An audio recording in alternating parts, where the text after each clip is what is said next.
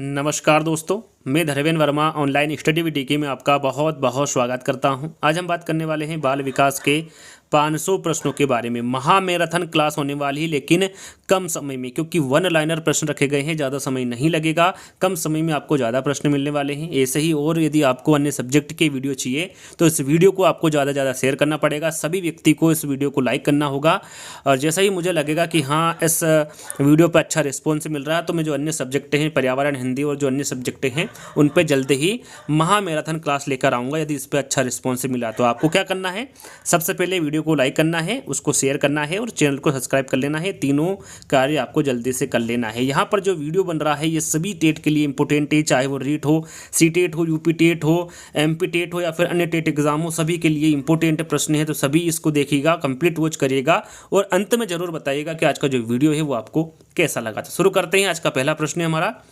मनोविज्ञान शब्द का सर्वप्रथम प्रयोग किसके द्वारा किया गया था? तो ये रुडोल्फ के द्वारा मनोविज्ञान शब्द का सर्वप्रथम प्रयोग किया गया। बाल विकास की किस अवस्था को संवेदना तथा ज्ञानेंद्रियों से सीखने की अवस्था माना जाता है? तो वो है जन्म से 2 वर्ष की। याद रखिएगा, बाल विकास की जन्म से 2 वर्ष की अवस्था को संवेदना तथा ज्ञानेंद्रियों से सीखने की अवस्था माना जाता है। तीसरा प्रश्न, बालक स्वार्थी तथा स्वकेंद्रित किस अवस्था में होता है? तो ये जन्म से 2 वर्ष तक की अवस्था में होता है। याद रखिएगा, बालक स्वार्थी तथा स्वकेंद्रित जन्म से 2 वर्ष तक की अवस्था में होता है। चौथा प्रश्न, बाल विकास की किस अवस्था को संवेदी पेशी अवस्था कहा जाता है? तो यह है जन्म से 2 वर्ष तक की। याद रखिएगा, बाल विकास की जन्म से 2 वर्ष तक की जो अवस्था होती है इसको संवेदी पेशी अवस्था कहा जाता है।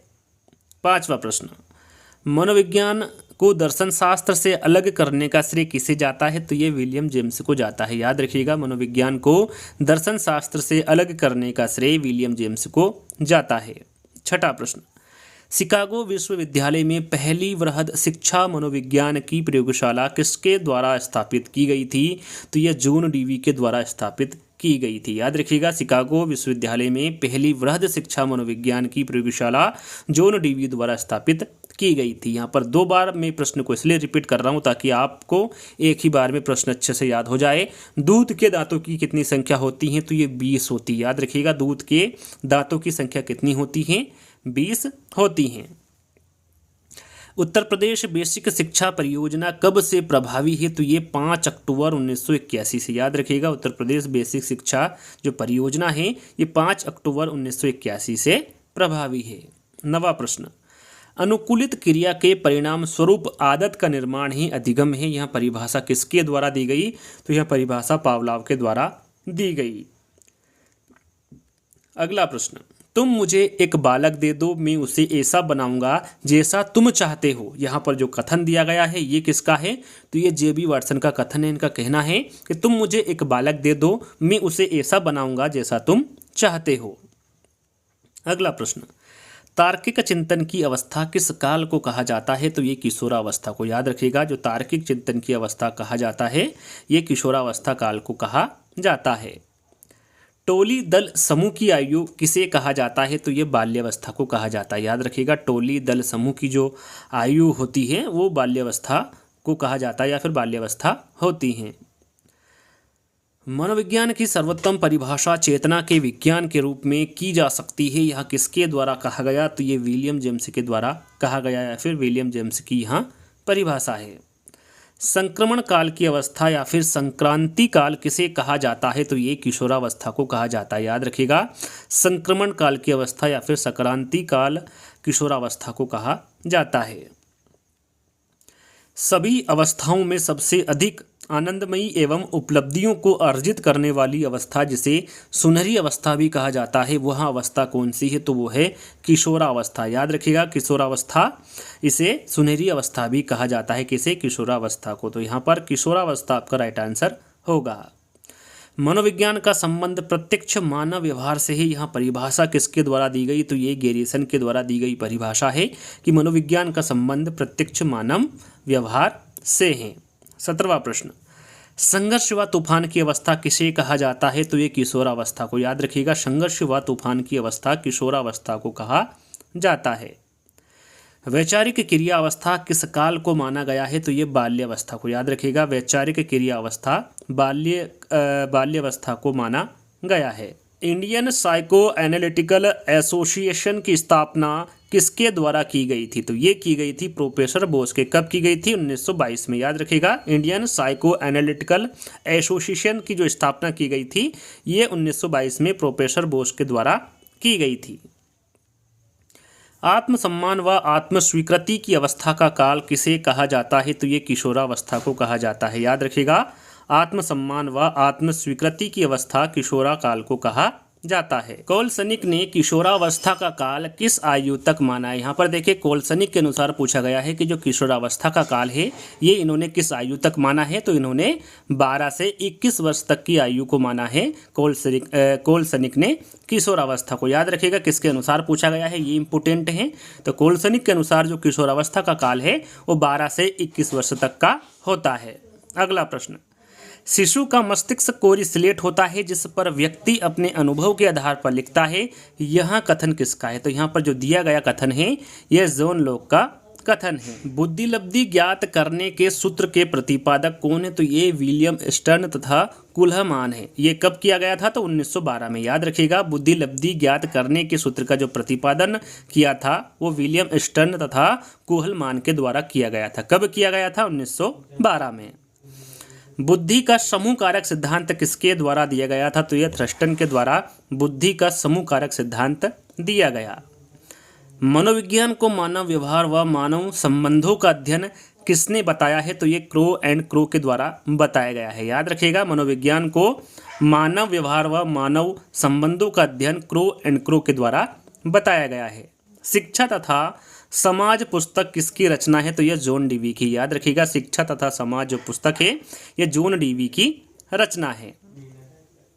बालक के मन तथा व्यवहार का अध्ययन करने वाली शाखा किस नाम से जानी जाती है? तो ये बाल मनोविज्ञान के नाम से जानी जाती है। याद रखिएगा, बालक के मन तथा व्यवहार का अध्ययन करने वाली शाखा बाल मनोविज्ञान के नाम से जानी जाती है।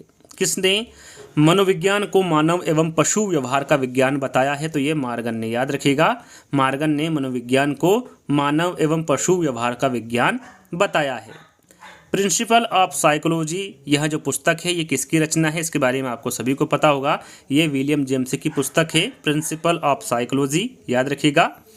मनोविज्ञान की आधारशिला किस पुस्तक को कहा जाता है? तो ये प्रिंसिपल ऑफ साइकोलॉजी जो नामक पुस्तक है जिसके बारे में अभी मैंने आपको बताया, ये मनोविज्ञान की आधारशिला जो प्रिंसिपल ऑफ साइकोलॉजी पुस्तक है इसको कहा जाता है। प्रश्न को दोहरा लेते हैं, शायद मैंने प्रश्न थोड़ा सा गलत पढ़ दिया है। मनोविज्ञान की आधारशिला किस पुस्तक को कहा जाता है? तो ये प्रिंसिपल ऑफ साइकोलॉजी को कहा जाता है।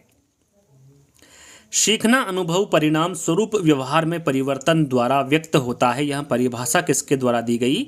तो ये क्रोनबेक के द्वारा दी गई परिभाषा है। शिक्षा में मेरा तात्पर्य बालक या मनुष्य के शरीर, मस्तिष्क तथा आत्मा के सर्वोत्तम विकास की अभिव्यक्ति से है। यह कथन किसका है? तो यह महात्मा गांधी का कथन है। अनुभव के माध्यम से व्यवहार में होने वाला परिवर्तन ही अधिगम है, यह परिभाषा किसके द्वारा दी गई? तो ये क्रोनबेक के द्वारा दी गई परिभाषा है। बालक स्वयं विकासोन्मुखी होने वाला पौधा है, यहाँ किसके द्वारा कहा गया? तो ये फ्रोबेल के द्वारा कहा गया। याद रखिएगा, बालक स्वयं विकासोन्मुखी होने वाला पौधा है, ये फ्रोबेल के द्वारा कहा गया। गर्भावस्था से परिपक्व अवस्था तक होने वाले विकास का अध्ययन क्या कहलाता है? तो इस अध्ययन को क्या कहते हैं? इस अध्ययन को बाल विकास कहते हैं। अभ्यास व अनुभूति के परिणाम स्वरूप व्यवहार में होने वाले अपेक्षाकृत स्थायी परिवर्तन सीखना है, यह परिभाषा किसके द्वारा दी गई? तो यह परिभाषा मार्गन व किंग के द्वारा दी गई। रूसो की किस पुस्तक से उसके द्वारा बच्चों की शिक्षा के अध्ययन की जानकारी मिलती है? तो यह है एमिल पुस्तक से उसके द्वारा बच्चों की शिक्षा के अध्ययन की जानकारी मिलते हैं। किसकी? रूसो की। अगला प्रश्न, प्राणी के व्यवहार में परिवर्तन लाना ही अधिगम का अभिप्राय है, यह परिभाषा किसके द्वारा दी गई है? तो ये एस चौहान द्वारा दी गई परिभाषा है। बाल विकास के महत्व को सर्वप्रथम किस दार्शनिक ने अपनी पुस्तक के माध्यम से प्रकट किया है? तो यह है प्लेटो। याद रखिएगा, बाल विकास के महत्व को सर्वप्रथम प्लेटो ने अपनी पुस्तक के माध्यम से प्रकट किया है। आदतों, ज्ञान तथा अभिवृत्तियों का अर्जन ही अधिगम है। यहाँ परिभाषा किसके द्वारा दी गई? तो ये क्रो एंड क्रो के द्वारा दी गई परिभाषा है। द रिपब्लिक किसकी रचना है? तो ये प्लेटो की ही। याद रखिएगा, जो द रिपब्लिक पुस्तक है ये प्लेटो की रचना है। इटली में स्कूल ऑफ इन्फेंसी की स्थापना किसके द्वारा की गई? तो ये जोहान अमोस कॉमनियस के द्वारा इसकी स्थापना की गई थी। याद रखिएगा, इटली में स्कूल ऑफ इन्फेंसी की स्थापना जोहान अमोस कॉमनियस के द्वारा की गई। पहली बार किस पुस्तक में बालक की प्राथमिक शिक्षा एवं पाठ्य सामग्री को चित्रों के माध्यम से आकर्षक बनाया गया? तो वो है ऑर्बेस विक्टोस। यहाँ पुस्तक में बालक की प्राथमिक शिक्षा एवं पाठ्य सामग्री को चित्रों के माध्यम से आकर्षक बनाया गया। प्रसिद्ध पुस्तक ऑर्बेक विक्टोस की जो रचना है ये किसके द्वारा की गई? तो ये जोहान आमोस कॉमनियस के द्वारा की गई रचना है ऑर्बेक विक्टोस। याद रखिएगा, यह प्रसिद्ध पुस्तक है।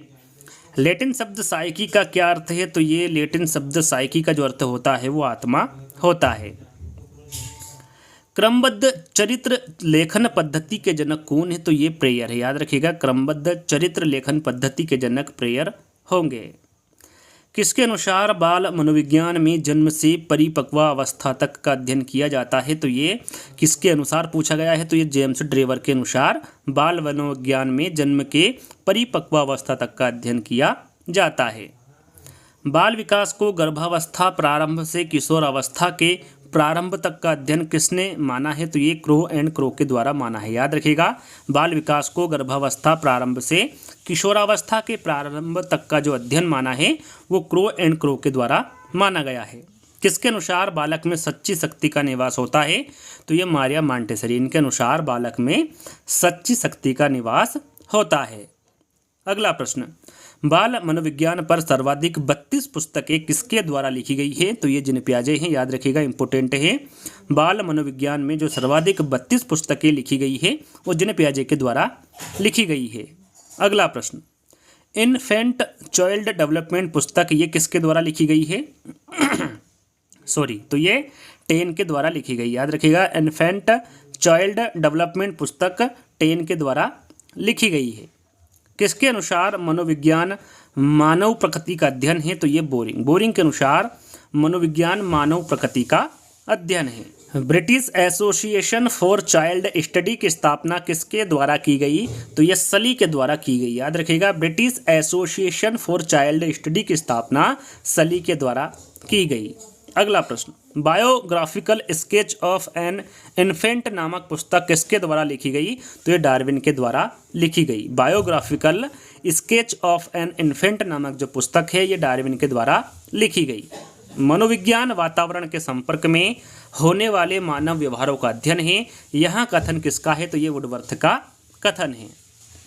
अगला प्रश्न, माइंड ऑफ द चाइल्ड नामक पुस्तक किसके द्वारा लिखी गई? तो ये प्रेयर के द्वारा लिखी गई। याद रखिएगा, माइंड ऑफ द चाइल्ड नामक पुस्तक प्रेयर के द्वारा लिखी गई।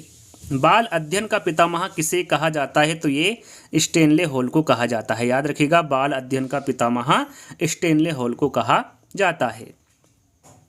1916 में भारत की सर्वप्रथम मनोवैज्ञानिक प्रयोगशाला कलकत्ता में किसके द्वारा स्थापित की गई थी? तो ये नरेंद्र नाथ सेन गुप्ता। याद रखिएगा, 1916 में भारत की प्रथम मनोवैज्ञानिक प्रयोगशाला कलकत्ता में नरेंद्र नाथ सेन गुप्ता के द्वारा स्थापित की गई थी। भारतीय मनोविज्ञान एसोसिएशन की स्थापना कब हुई थी? तो ये 1924 में हुई थी। याद रखिएगा, इंपोर्टेंट है। भारतीय मनोविज्ञान एसोसिएशन की जो स्थापना की गई थी वो 1924 में की गई थी या फिर 1924 में हुई थी। ज्ञानात्मक विकास के क्षेत्र में किसका योगदान प्रमुख माना जाता है? तो ये पियाजे का। याद रखिएगा, ज्ञानात्मक विकास के क्षेत्र में पियाजे का योगदान प्रमुख माना जाता है। भारत में बाल विकास के अध्ययन की शुरुआत कब हुई थी? यहाँ पर देखिए, भारत में पूछा गया है तो भारत में 1930 में बाल विकास के अध्ययन की शुरुआत हुई थी। बाल अध्ययन की क्रमबद्ध चरित्र लेखन विधि का प्रतिपादक किसे माना जाता है या फिर कौन था? तो ये प्रेयर। याद रखिएगा, बाल अध्ययन की क्रमबद्ध चरित्र लेखन विधि का जो प्रतिपादक थे वो प्रेयर थे। अगला प्रश्न, मनोविज्ञान को आचरण एवं व्यवहार का यथार्थ विज्ञान किसने बताया है? तो ये मैकडूगल के द्वारा बताया गया है। याद रखिएगा, मनोविज्ञान को आचरण एवं व्यवहार का यथार्थ विज्ञान मैकडूगल के द्वारा बताया गया है। बाल अध्ययन की व्यक्ति इतिहास विधि का प्रतिपादक किसके द्वारा किया गया था? तो ये टाइडमैन के द्वारा किया गया था। याद रखिएगा, बाल अध्ययन की व्यक्ति इतिहास विधि का जो प्रतिपादक किया गया था वो टाइडमैन के द्वारा किया गया था। किसने मनोविज्ञान को जीवधारियों के व्यवहार का वैज्ञानिक अध्ययन बताया है? तो ये जिबार्डो ने। याद रखिएगा, जिबार्डो ने जीवधारियों के व्यवहार को वैज्ञानिक अध्ययन बताया है। बाल अध्ययन की लंबात्मक विधि का प्रतिपादक किसके द्वारा किया गया था? तो ये कार्ल सी गैरिसन के द्वारा प्रतिपादक किया गया था बाल अध्ययन की लंबात्मक विधि का। मनोविज्ञान को व्यवहार का धनात्मक विज्ञान किसके द्वारा कहा गया है? तो ये वाटसन के द्वारा कहा गया है। मनोविज्ञान को दर्शन शास्त्र से अलग करने का श्रेय किसे जाता है? तो ये विलियम जेम्स को जाता है। याद रखिएगा, मनोविज्ञान को दर्शन शास्त्र से अलग करने का श्रेय विलियम जेम्स को जाता है। बाल अध्ययन की निरीक्षण विधि का प्रतिपादक किसके द्वारा किया गया था? तो ये वाटसन के द्वारा किया गया था। याद रखिएगा, बाल अध्ययन की निरीक्षण विधि का प्रतिपादक वाटसन के द्वारा किया गया था। बाल अध्ययन की प्रयोगात्मक विधि का प्रतिपादन ये किसके द्वारा किया गया था? तो ये विलियम वुंट के द्वारा किया गया था। बाल अध्ययन की प्रयोगात्मक विधि का जो प्रतिपादन किया गया था ये विलियम वुंट के द्वारा किया गया था। गर्भावस्था से परिपक्वावस्था तक होने वाले परिवर्तनों को हरलोक ने किस श्रेणी में रखा है? तो हरलोक ने रचनात्मक श्रेणी में रखा है। याद रखिएगा, गर्भावस्था से परिपक्वावस्था तक होने वाले परिवर्तनों को हरलोक ने रचनात्मक श्रेणी में रखा है।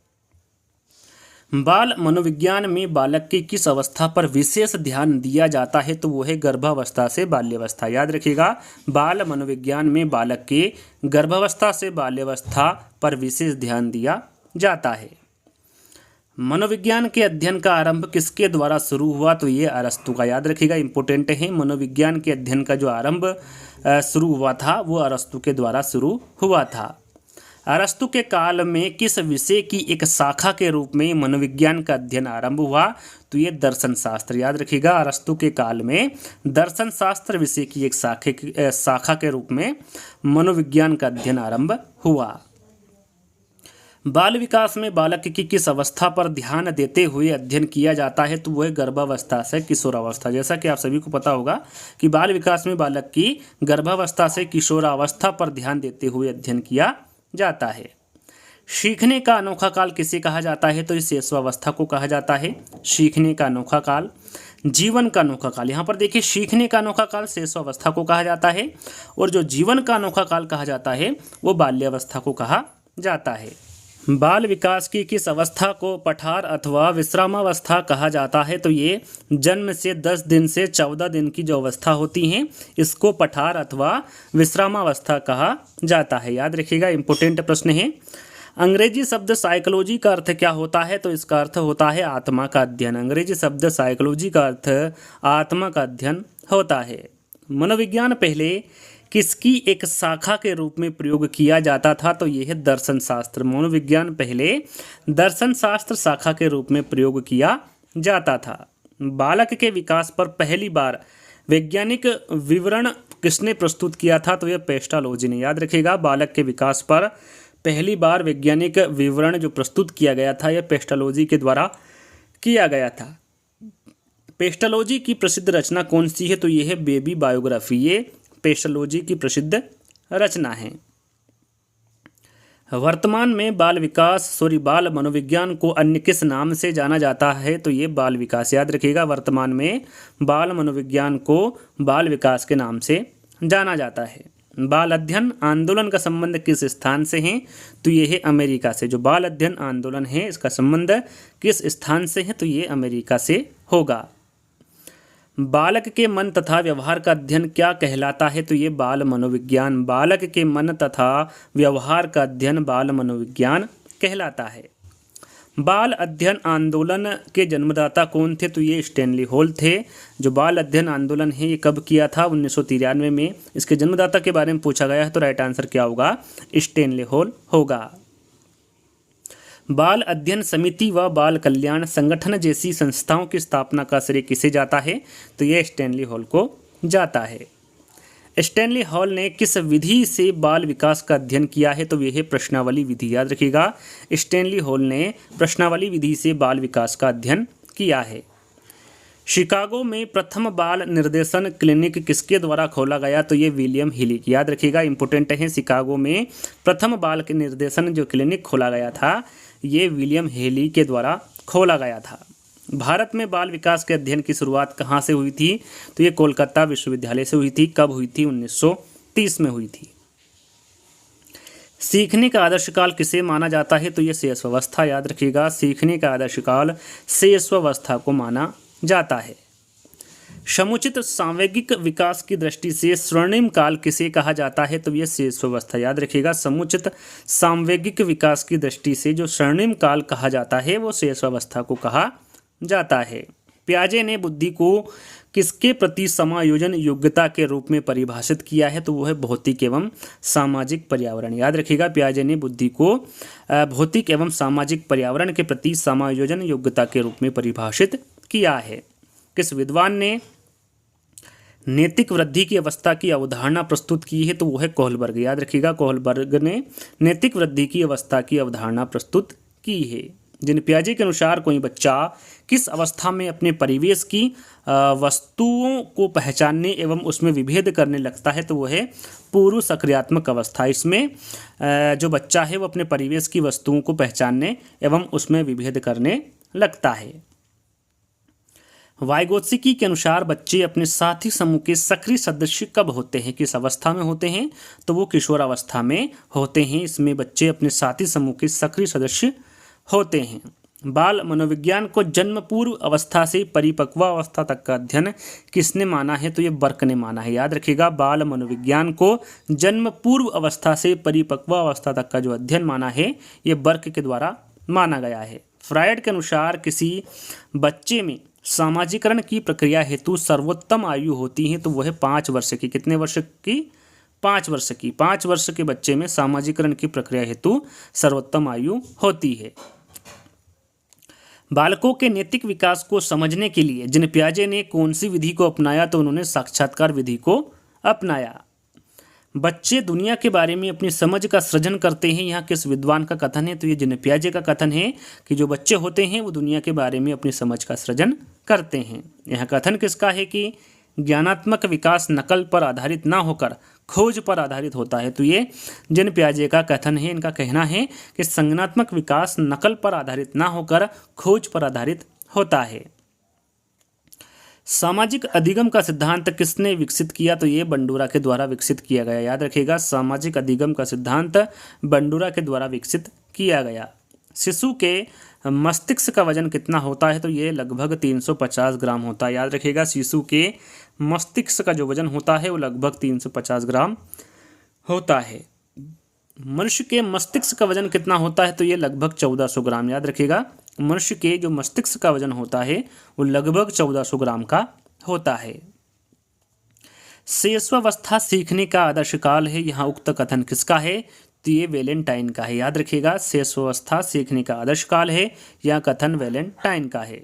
मनोविज्ञान व्यवहार एवं अनुभव का विज्ञान है जो जीवन की सभी परिस्थितियों में प्राणी की क्रियाओं का अध्ययन करता है। यहाँ जो उक्त परिभाषा है ये किसके द्वारा दी गई है? तो ये स्किनर के द्वारा दी गई परिभाषा है। क्षणिक संवेग की अवस्था किस काल को कहा जाता है? तो ये है शैशवावस्था। क्षणिक संवेग की जो अवस्था है वो शैशवावस्था काल को कहा जाता है। शर्म तथा गर्व जैसी भावना का जो विकास है वो किस अवस्था में होता है? तो वो है बाल्यावस्था। शर्म तथा गर्व जैसी भावना का जो विकास होता है ये बाल्यावस्था में होता है। किस काल को भावी जीवन की आधारशिला कहा जाता है? तो वो है शैशवावस्था। शैशवावस्था को भावी जीवन की आधारशिला कहा जाता है। शैशव काल का समय कौन सा होता है? तो वो है जन्म से 3 सप्ताह तक, याद रखिएगा, जो शैशव काल का समय होता है वो जन्म से 3 सप्ताह तक का होता है। भारत में बाल विकास के अध्ययन की शुरुआत किसके प्रयासों से हुई है? तो ये गीजूभाई बधेका, याद रखिएगा, भारत में जो बाल विकास के अध्ययन की शुरुआत हुई है वो गीजूभाई बधेका के प्रयासों से शुरू हुई है। गीजूभाई बधेका ने मॉन्टेसरी से प्रभावित होकर किस संस्था की स्थापना की? तो इन्होंने बाल मंदिर संस्था की स्थापना की। कब की थी? 1920 में। इंपॉर्टेंट है, याद रखिएगा, गीजूभाई बधेका ने मॉन्टेसरी से प्रभावित होकर बाल मंदिर संस्था की स्थापना की थी। कब की थी? 1920 में। भारत में बाल अध्ययन की शुरुआत किसके द्वारा की गई थी? तो ये ताराभाई मोडेक के द्वारा शुरुआत की गई थी। भारत में बाल अध्ययन की कब की थी? 1930 में। प्रथम बाल सुधार गृह की स्थापना कहाँ पर की गई? तो ये न्यूयॉर्क में की गई। कब की गई? 1887 में। सर्वप्रथम बाल विकास का वैज्ञानिक अध्ययन किसके द्वारा किया गया था? तो ये पेस्टालोजी के द्वारा किया गया था। कब किया गया था? 1774 में। बाल विकास का सर्वप्रथम अध्ययन किसके द्वारा किया गया? तो ये जॉन लॉक व थॉमस हॉब्स के द्वारा बाल विकास का सर्वप्रथम अध्ययन किया गया। मनोविज्ञान को अंग्रेजी भाषा में क्या कहा जाता है? तो ये साइकोलॉजी। मनोविज्ञान को अंग्रेजी भाषा में साइकोलॉजी कहा जाता है। साइकोलॉजी किस भाषा का शब्द है? तो ये है अंग्रेजी। याद रखिएगा, जो साइकोलॉजी है ये किस भाषा का शब्द है? तो ये अंग्रेजी भाषा का शब्द है। नवीन ज्ञान तथा नवीन प्रतिक्रियाओं का अर्जन अधिगम कहलाता है। यहाँ परिभाषा किसके द्वारा दी गई? तो ये वुडवर्थ द्वारा दी गई परिभाषा है। सर्वप्रथम बुद्धि परीक्षण किनके द्वारा किया गया? तो ये बीने व साइमन द्वारा किया गया था। कब किया गया था? 1905 में। याद रखिएगा, सर्वप्रथम बुद्धि परीक्षण बीने व साइमन द्वारा 1905 में किया गया। National institute of mental health and neuroscience की जो स्थापना है ये कहाँ पर की गई थी? तो ये बेंगलुरु में की गई थी। कब की गई थी? 1955 में। अगला प्रश्न, national academy of psychology India की स्थापना कब की गई थी? तो ये 1989 में की गई थी। याद रखिएगा, national academy of psychology India की जो स्थापना की गई थी वो 1989 में की गई थी। अधिगम व्यक्ति की शक्तियों तथा वातावरण की अंतःक्रिया द्वारा सुधार का नाम है। यहाँ परिभाषा किसने दी है? तो यहाँ पर जो परिभाषा दी गई है ये डेनियल बेल के द्वारा दी गई परिभाषा है। प्रगतिशील व्यवहार व्यवस्थापन की प्रक्रिया को सीखना कहते हैं। यह परिभाषा किसके द्वारा दी गई? तो ये स्किनर के द्वारा दी गई परिभाषा है। 1951 में रोगी केंद्रित चिकित्सा का प्रतिपादन किसके द्वारा किया गया? तो ये कार्ल रोजर्स के द्वारा किया गया। कब किया गया? 1991 में रोगी केंद्रित चिकित्सा का प्रतिपादन किया गया। किसके द्वारा? कार्ल रोजर्स के द्वारा 1951 में। मोटिवेशन एक पर्सनैलिटी नामक जो पुस्तक है ये किसके द्वारा लिखी गई? तो ये मेस्लो के द्वारा लिखी गई पुस्तक है। अनुभव तथा प्रशिक्षण के द्वारा व्यवहार में परिवर्तन ही अधिगम है। यहाँ परिभाषा किसके द्वारा दी गई? तो ये गेट्स के द्वारा दी गई परिभाषा है। व्यवहार में उत्तरोत्तर सामंजस्य की प्रक्रिया ही अधिगम है। यहाँ परिभाषा किसके द्वारा दी गई? तो ये स्किनर के द्वारा दी गई परिभाषा है। सीखना विकास की प्रक्रिया है, अनुभवों में वृद्धि ही अधिगम है। यहाँ परिभाषा किसके द्वारा दी गई? तो ये वुडवर्थ के द्वारा दी गई परिभाषा है। एजुकेशन शब्द की उत्पत्ति किस भाषा से हुई है? तो ये लैटिन भाषा से हुई। याद रखिएगा, एजुकेशन शब्द की जो उत्पत्ति हुई है ये लैटिन भाषा से हुई है। मनोविज्ञान मानव व्यवहार एवं मानव संबंधों का अध्ययन है। यहाँ किसके द्वारा कहा गया? तो ये क्रो एंड क्रो के द्वारा कहा गया कि जो मनोविज्ञान है ये मानव व्यवहार एवं मानव संबंधों का अध्ययन है। जीवन का सबसे महत्वपूर्ण काल किसे कहा जाता है? तो वह है शैशवावस्था। शैशवावस्था को जीवन का सबसे महत्वपूर्ण काल कहा जाता है। मनोविज्ञान व्यवहार का निश्चित एवं धनात्मक विज्ञान है। यहाँ कथन किसका है? तो यहाँ कथन किसका होगा? वाटसन का। मनोविज्ञान व्यवहार का निश्चित एवं धनात्मक विज्ञान है। यह कथन वाटसन का है। अधिगम का सामान्य अर्थ क्या है? तो अधिगम का सामान्य अर्थ होता है सीखना। अनुभव द्वारा व्यवहार में होने वाला परिवर्तन क्या कहलाता है? तो वो है सीखना। अनुभव द्वारा व्यवहार में होने वाला परिवर्तन सीखना कहलाता है। शिक्षा का अधिनियम लागू हुआ। तो शिक्षा का अधिनियम कब लागू हुआ? तो ये 1 अप्रैल 2010 को लागू हुआ। शिक्षा का अनिवार्य एवं निःशुल्क शिक्षा का अधिनियम कब लागू हुआ? तो ये कब लागू हुआ? तो ये अगस्त 2009 में। शिक्षा का अनिवार्य एवं निःशुल्क शिक्षा का अधिनियम ये अगस्त 2009 में लागू किया गया। मानसिक आयु के माध्यम से बुद्धि को परिभाषित किसने किया? तो ये अल्फ्रेड बीने ने। याद रखिएगा, मानसिक आयु के माध्यम से बुद्धि को परिभाषित अल्फ्रेड बीने के द्वारा किया गया। अल्फ्रेड बीने किस देश के निवासी थे? तो याद रखिएगा ये फ्रांस के निवासी थे अल्फ्रेड बीने। अल्फ्रेड बीने किस विषय के प्रोफेसर थे? तो ये मनोविज्ञान के। याद रखिएगा, अल्फ्रेड बीने मनोविज्ञान के प्रोफेसर थे।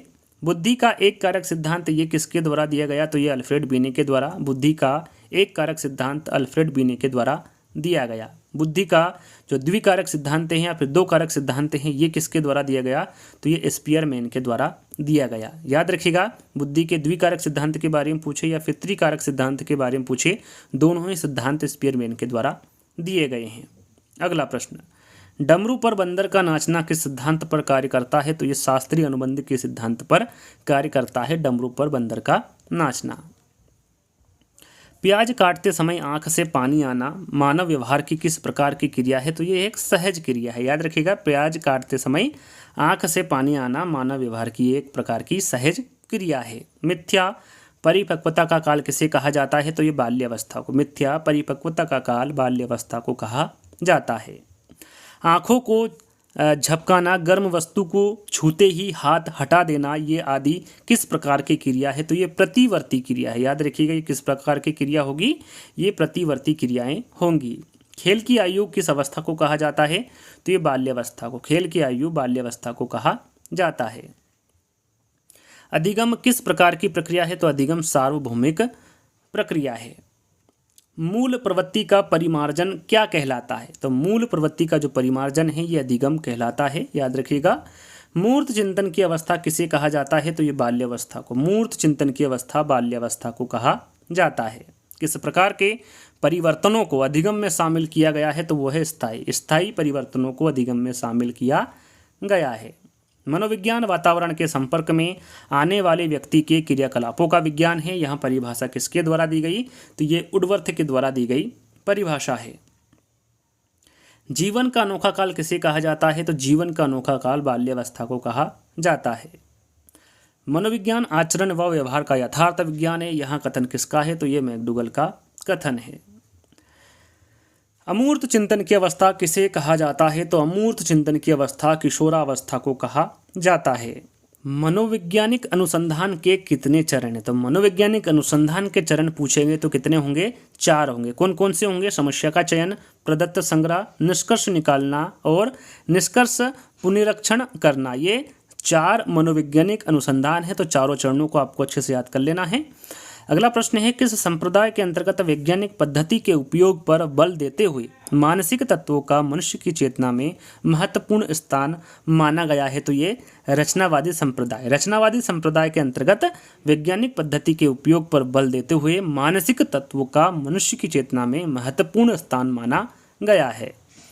व्यवहारवादी संप्रदाय का प्रवर्तक कौन है? तो ये है John Broadus Watson. John Broadus Watson व्यवहारवादी संप्रदाय के प्रवर्तक है। कौन सा संप्रदाय रूसी मनोवैज्ञानिक इवान पावलोव के परीक्षणों के परिणाम पर आधारित है? तो वो है व्यवहारवादी संप्रदाय। याद रखिएगा, व्यवहारवादी संप्रदाय रूसी मनोवैज्ञानिक पावलोव के परीक्षणों के परिणाम पर आधारित है। भाव का त्रिविमीय सिद्धांत किसने दिया? तो ये किसके द्वारा दिया गया था? भाव का त्रिविमीय सिद्धांत तो ये विलियम वुंट के द्वारा दिया गया था। त्रिविमी या फिर इन्होंने जो 3 प्रकार बताए हैं सिद्धांत, वे कौन कौन से हैं? तो वो है उत्तेजना शांत, तनाव शिथिलन और सुखद दुखद। ये भाव का त्रिविमी सिद्धांत के अंतर्गत आते हैं। और ये किसके द्वारा दिया गया? तो ये विलियम वुंट के द्वारा दिया गया। टिचनर ने चेतना के कितने तत्व बताए? जो टिचनर है इन्होंने चेतना के कितने तत्व बताए हैं? तो इन्होंने 3 तत्व बताए हैं, संवेदना, भाव तथा प्रतिमा, जिसको प्रतिबिंब भी कहते हैं। तो टिचनर ने जो चेतना के प्रकार बताए हैं या फिर चेतना के तत्व बताए हैं वो 3 बताए हैं, संवेदना, भाव तथा प्रतिमा या फिर प्रतिबिंब। याद रखिएगा, साथ में कौन कौन से बताए हैं इसके बारे में भी आपको बताया जा रहा है, तो इनके बारे में भी आपको याद कर लेना है, याद रखना है। मनोविज्ञान का कौन सा संप्रदाय पाठ्यक्रम की विषय वस्तु की उपयोगिता पर बल देता है? तो वह कार्यात्मकवादी संप्रदाय। कार्यात्मकवादी संप्रदाय पाठ्यक्रम की विषय वस्तु की उपयोगिता पर बल देता है। बाल मनोविज्ञान व्यक्तिगत विभिन्नता, बुद्धि परीक्षण आदि उपागमों को सर्वप्रथम प्रस्तुत करने का श्रेय किस संप्रदाय को जाता है? तो यहाँ जो श्रेय जाता है वो प्रकार्यवाद संप्रदाय को जाता है। जीवन का सबसे कठिन काल किसे कहा जाता है? तो ये किशोरावस्था को। याद रखिएगा, जीवन का सबसे कठिन काल किशोरावस्था को कहा जाता है। पूर्ण से अंश की ओर शिक्षण पद्धति किस संप्रदाय की देन है? तो ये गेस्टाल्टवादी। याद रखिएगा, पूर्ण से अंश की ओर जो शिक्षण पद्धति है ये गेस्टाल्टवादी संप्रदाय की देन है। किस संप्रदाय में व्यवहार निर्धारण तथा व्यक्तित्व में यौन कारक को महत्वपूर्ण स्थान दिया है? तो वह मनोविश्लेषणवादी संप्रदाय द्वारा व्यवहार निर्धारण तथा व्यक्तित्व में यौन कारक को महत्वपूर्ण स्थान दिया है। किस संप्रदाय में बाल केंद्रित शिक्षा पर बल दिया गया है? तो वो है मनोविश्लेषणवादी संप्रदाय। मनोविश्लेषणवादी संप्रदाय में बाल केंद्रित शिक्षा पर बल दिया गया है। नए कौशलों को सीखने व क्षमताओं के विकास की वृद्धि में स्वर्णिम काल किसे माना जाता है? तो ये माना जाता है बाल्य अवस्था को। मानवतावाद का प्रतिपादक किसे माना जाता है? तो ये मैस्लो व रोजर्स को माना जाता है मानवतावाद का प्रतिपादक। एज ऑफ ब्यूटी किसे कहा जाता है? तो ये किशोरावस्था को। याद रखिएगा, एज ऑफ ब्यूटी किशोरावस्था को कहा जाता है। प्रतिद्वंदात्मक सामाजिकरण का काल किसे कहा जाता है? तो ये बाल्यावस्था को। प्रतिद्वंदात्मक सामाजिकरण का काल बाल्यावस्था को कहा जाता है। दल भक्ति की अवस्था किसे कहा जाता है? तो ये किशोरावस्था को। दल भक्ति की अवस्था किशोरावस्था को कहा जाता है। सामाजिक स्वीकृति की अवस्था कौन सी होती है? तो वो है किशोरावस्था। सामाजिक स्वीकृति की जो अवस्था है वो किशोरावस्था होती है। मन के कितने प्रकार बताए हैं? तो मन के 3 प्रकार बताए। कौन कौन से? चेतन, अर्धचेतन व अचेतन। ये मन के 3 प्रकार है। कौन कौन से हैं इनके बारे में तो आपको पता ही होगा। शिक्षा व मनोविज्ञान को जोड़ने वाली कड़ी क्या कहलाती है? तो वो मानव व्यवहार। शिक्षा व मनोविज्ञान को जोड़ने वाली कड़ी मानव व्यवहार कहलाती है। मनोविज्ञान शिक्षा का आधारभूत विज्ञान है, यह कथन किसका है? तो ये स्किनर का है। मनोविज्ञान शिक्षा का आधारभूत विज्ञान है, यह कथन स्किनर के द्वारा दिया गया। शिक्षा की प्रक्रिया मनोवैज्ञानिक की कृपा पर निर्भर है, यहाँ किसके द्वारा कहा गया? तो ये B.N. झा के द्वारा कहा गया कि शिक्षा की जो प्रक्रिया है वो मनोवैज्ञानिक कृपा पर निर्भर है। मनोविज्ञान ने छात्रों की क्षमताओं व विभिन्नताओं का विश्लेषण करके शिक्षा में योगदान दिया है। यहाँ परिभाषा किसके द्वारा दी गई? तो ये डेविस के द्वारा दी गई परिभाषा है। स्किनर ने अपने सिद्धांत को सिद्ध करने के लिए किन पर प्रयोग किया? तो इन्होंने जो अपना प्रयोग है वो चूहों पर भी किया था और कबूतरों पर भी किया था। चूहे पर कब किया था? 1930 में। और कबूतर पर कब किया था अपना प्रयोग? 1943 में किया था। याद रखिएगा, स्किनर ने जो अपने सिद्धांत को सिद्ध करने के लिए प्रयोग किया गया था वो चूहे पर भी किया गया था 1930 में, व कबूतरों पर 1943 में अपना प्रयोग किया था। शिक्षक द्वारा प्रयुक्त शिक्षण विधि में प्रयोग किए गए भावार्थ, उदाहरण, प्रश्नोत्तर इत्यादि को कहा जाता है। क्या कहा जाता है? तो ये शिक्षण युक्ति। याद रखिएगा, शिक्षक द्वारा प्रयुक्त शिक्षण विधि में प्रयोग किए गए भावार्थ, उदाहरण, प्रश्नोत्तरी इत्यादि को शिक्षण युक्ति कहा जाता है। शिक्षण विधियां तथा शिक्षण युक्तियां संयुक्त रूप से किसमें समाहित रहती हैं? तो ये है व्यूह रचना। शिक्षण विधियां तथा शिक्षण युक्तियां संयुक्त रूप से व्यूह रचना में समाहित रहती है। वे आदर्श जिन्हें एक निश्चित सीमा तक ही प्राप्त किया जा सकता है क्या कहलाते हैं? तो वो लक्ष्य कहलाते हैं। याद रखिएगा, वे आदर्श जिन्हें एक निश्चित सीमा तक ही प्राप्त किया जा सकता है वे लक्ष्य कहलाते हैं। किसी उद्दीपक के कारण होने वाले अनुक्रिया क्या कहलाती है? तो वो अनुक्रिया व्यवहार। याद रखिएगा, किसी उद्दीपक के कारण होने वाली अनुक्रिया व्यवहार कहलाती है। स्व इच्छा से होने वाली अनुक्रिया को क्या कहा जाता है? तो क्रिया प्रसूत व्यवहार। याद रखिएगा, स्व इच्छा से होने वाली अनुक्रिया को क्रिया प्रसूत व्यवहार कहा जाता है। अपने सिद्धांत में पुनर्बलन को महत्व देने वाले प्रथम मनोवैज्ञानिक कौन थे? तो वह स्किनर। अपने सिद्धांत में पुनर्बलन को महत्व देने वाले जो प्रथम मनोवैज्ञानिक थे वो स्किनर थे। लक्ष्य को प्राप्त करने का साधन किसे माना जाता है? तो वो है उद्देश्य। लक्ष्य को प्राप्त करने का साधन उद्देश्य को माना जाता है।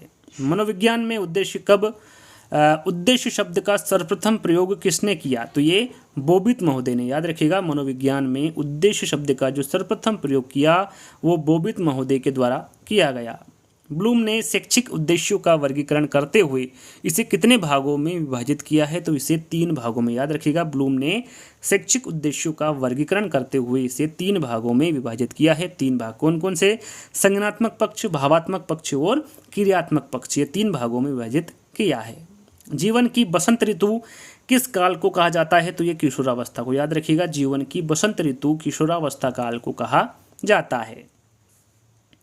तीव्रता से शारीरिक विकास की अवस्था किस काल को कहा जाता है? तो वह है शैशवावस्था। याद रखिएगा, तीव्रता से शारीरिक विकास की जो अवस्था है वो शैशवावस्था काल को कहा जाता है।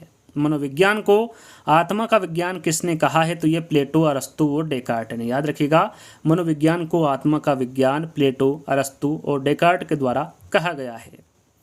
मनोविज्ञान को मन अथवा मस्तिष्क का विज्ञान किसके द्वारा कहा गया है? तो ये पाम्पनोजी के द्वारा। याद रखिएगा, मनोविज्ञान को मन अथवा मस्तिष्क का विज्ञान पाम्पनोजी के द्वारा कहा गया है। मनोविज्ञान को चेतना का विज्ञान किसके द्वारा कहा गया है? तो ये विलियम वुंट के, विलियम जेम्स के, वाइप्स के और जेम्स अली के, इन सभी के द्वारा मनोविज्ञान को चेतना का विज्ञान कहा गया है। Psychology in A third world country the Indian experience, यह जो पुस्तक है ये किसकी रचना है? तो यहाँ पर जो पुस्तक है ये दुर्गानंद सिन्हा की रचना है। कलकत्ता विश्वविद्यालय में प्रायोगिक मनोविज्ञान का प्रथम पाठ्यक्रम कब शुरू किया गया था? तो ये 1915 में। याद रखिएगा, कलकत्ता विश्वविद्यालय में प्रायोगिक मनोविज्ञान का प्रथम पाठ्यक्रम 1915 में शुरू किया गया। मनोविज्ञान का आदि जनक किसे कहा जाता है? तो ये अरस्तु को, मनोविज्ञान का आदि जनक अरस्तु को कहा जाता है। आधुनिक मनोविज्ञान का जनक किसे कहा जाता है? तो आधुनिक मनोविज्ञान के बारे में पूछे तो जो इसका जनक है ये विलियम जेम्स को कहा जाता है। पहली मनोवैज्ञानिक प्रयोगशाला की स्थापना किसके द्वारा की गई? तो ये विलियम वुंट के। याद रखिएगा, पहली मनोवैज्ञानिक प्रयोगशाला की जो स्थापना की गई थी ये विलियम वुंट के द्वारा की गई थी। प्रथम मनोवैज्ञानिक प्रयोगशाला को कहाँ पर स्थापित किया गया था? तो ये लिप्जिंग में किया गया था, लिप्जिंग में किया गया था। और कौन से देश में? तो जर्मनी में किया गया था। सामाजिक विज्ञान विषय के शिक्षण का एनसीएफ 2005 के अनुसार क्या लक्ष्य निर्धारित किया गया है? तो सामाजिक विज्ञान विषय के बारे में पूछा गया है तो ये विद्यार्थियों में आलोचनात्मक व मानसिक जागरूकता विकसित करना, ये लक्ष्य निर्धारित किया गया सामाजिक विज्ञान विषय के शिक्षण का एनसीएफ 2005 के अनुसार। एनसीएफ 2005 के अनुसार सामाजिक अध्ययन के माध्यम से बालकों में किन मूल्यों का विकास किया जाना चाहिए? तो लोकतांत्रिक मूल्यों का। याद रखिएगा, एनसीएफ 2005 के अनुसार जो सामाजिक अध्ययन के माध्यम से बालकों में लोकतांत्रिक मूल्यों का विकास किया जाना चाहिए। किस दार्शनिक ने चेतना को एक बुरा शब्द बताकर इसकी आलोचना की है? तो ये विलियम मैकडूगल ने। याद रखिएगा, विलियम मैकडूगल ने चेतना को एक बुरा शब्द बताकर इसकी आलोचना की है। आउटलाइन ऑफ साइकोलॉजी किसकी प्रसिद्ध रचना है? तो ये मैकडूगल, विलियम मैकडूगल की यहाँ प्रसिद्ध रचना है आउटलाइन ऑफ साइकोलॉजी। राष्ट्रीय पाठ्यक्रम परिचर्या 2005 के अनुसार शिक्षण किस लिए किया जाता है? तो यह छात्रों को ज्ञान निर्माण में सक्षम बनाने हेतु किया जाता है। विज्ञान विषय के शिक्षण का एनसीएफ 2005 के अनुसार क्या लक्ष्य निर्धारित किया गया है? विज्ञान विषय के बारे में बताना है, इसका क्या लक्ष्य निर्धारित किया गया है एनसीएफ 2005 के अनुसार। तो इसका जो लक्ष्य निर्धारित किया गया है बालकों में जिज्ञासु प्रवृत्ति एवं सृजनशीलता का विकास करना लक्ष्य रखा गया है। राष्ट्रीय पाठचर्या की रूपरेखा 2005 के अनुसार बच्चों के आकलन का सही तरीका क्या है? तो ये है दैनिक गतिविधि, ये सही तरीका है राष्ट्रीय पाठचर्या की रूपरेखा 2005 के अनुसार बच्चों के आकलन का। याद रखिएगा, बुद्धि का बहुकारक सिद्धांत किसके द्वारा दिया गया है? तो ये थॉर्नडाइक का। याद रखिएगा, बुद्धि का बहुकारक जो सिद्धांत हैं ये थॉर्नडाइक के द्वारा दिया गया। राष्ट्रीय पाठचर्या की रूपरेखा 2005 के अनुसार प्राथमिक स्तर पर भाषा का माध्यम क्या होना चाहिए? तो ये मातृभाषा। याद रखिएगा, एनसीएफ 2005 के अनुसार जो प्राथमिक स्तर पर भाषा का माध्यम होना चाहिए वो मातृभाषा का होना चाहिए। इलाहाबाद में मनोविज्ञान शाला की स्थापना कब की गई? तो ये 1954 में। याद रखिएगा, इलाहाबाद में जो मनोविज्ञान शाला की स्थापना की गई थी वो 1954 में की गई थी। मनुष्य में अंतर्निहित पूर्णता की अभिव्यक्ति ही शिक्षा है, यहाँ कथन किसका है? तो यहाँ पर जो कथन दिया गया है स्वामी विवेकानंद द्वारा दिया गया कथन है। शिक्षा वहाँ प्रक्रिया है जिसके द्वारा बालक के व्यवहार में परिवर्तन लाया जाता है, यहाँ कथन किसका है? तो ये ब्राउन का कथन है।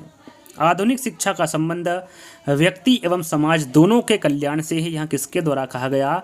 तो ये फ्रेडसन के द्वारा कहा गया कथन है। अधिगम के किस अनुक्षेत्र का उद्देश्य बालक में सामाजिकता एवं संवेगात्मक परिपक्वता विकसित करना होता है?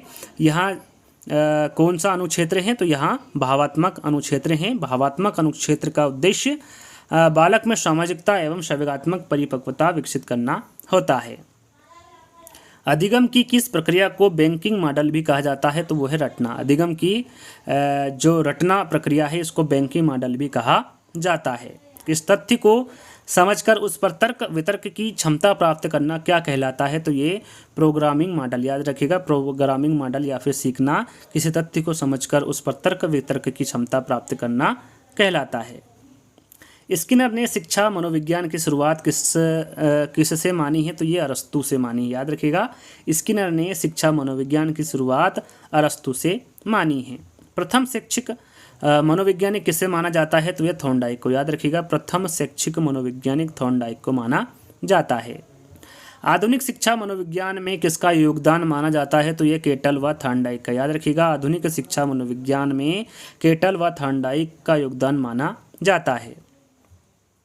शिक्षा के मनोवैज्ञानिक नियम व सिद्धांत व मानव विकास के नियम पर बल किसने डाला है? तो ये पेस्टोलॉजी के द्वारा बल डाला है, याद रखिएगा।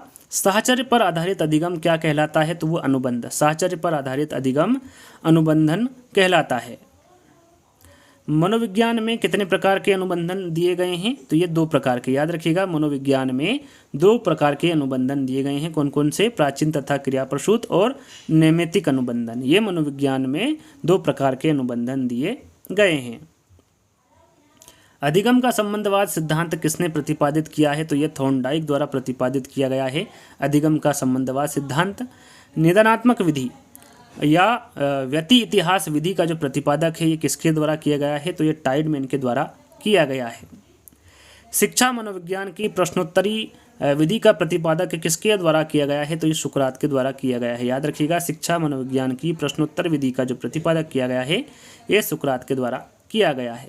देखिए, प्रश्नोत्तरी विधि के बारे में पूछे तो राइट आंसर आपका सुकरात होगा, और प्रश्नावली विधि के बारे में पूछे तो आपका राइट आंसर वुडवर्थ होगा, याद रखिएगा। प्रश्नावली विधि का जो प्रतिपादक किया है ये वुडवर्थ के द्वारा किया गया है। थॉर्नडाइक के संबंधवाद सिद्धांत को अन्य किस नाम से जाना जाता है? तो इसे अनुक्रिया उद्दीपक अनुक्रिया सिद्धांत या फिर SR सिद्धांत के नाम से भी जाना जाता है। थॉर्नडाइक के संबंधवाद का सिद्धांत। शिक्षा मनोविज्ञान की समाजमिति विधि का प्रतिपादक ये किसके द्वारा किया गया है? तो ये J.L. मोरेनो के द्वारा प्रतिपादक किया गया है शिक्षा मनोविज्ञान की समाजमिति विधि का, याद रखिएगा।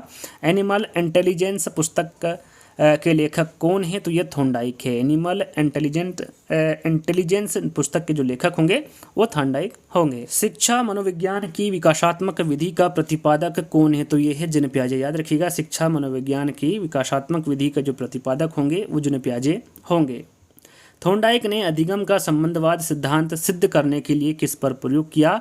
तो इन्होंने भूखी बिल्ली पर, याद रखिएगा। थॉर्नडाइक ने अधिगम का संबंधवाद सिद्धांत सिद्ध करने के लिए भूखी बिल्ली पर अपना प्रयोग किया। अधिगम का संबंधवाद सिद्धांत पर मैकडूगल ने किस पर अपना प्रयोग किया? तो उन्होंने चूहे पर, याद रखिएगा। इन्होंने जो मैकडूगल है इन्होंने अपना प्रयोग किस पर प्रयोग किया था? तो चूहे पर किया था। इंपॉर्टेंट प्रश्न है, इस प्रकार के प्रश्न एग्जाम में पूछे जाते हैं। मनोवैज्ञानिक फ्रायड ने स्वप्रेम की भावना नार्सिज्म किस अवस्था के लिए कहा है? तो उन्होंने शैशवावस्था के लिए कहा है। 3 से 6 वर्ष की अवस्था में बालक अर्ध स्वप्न की अवस्था में रहता है, यह कथन किसका है? तो यह थॉर्नडाइक का कथन है कि 3 से 6 वर्ष की अवस्था में बालक अर्ध स्वप्न की अवस्था में रहता है। किसका कथन है कि धर्म मनुष्य के लिए अफीम के समान है? तो ये मार्क्स के द्वारा कहा गया है कि धर्म मनुष्य के लिए अफीम के समान है।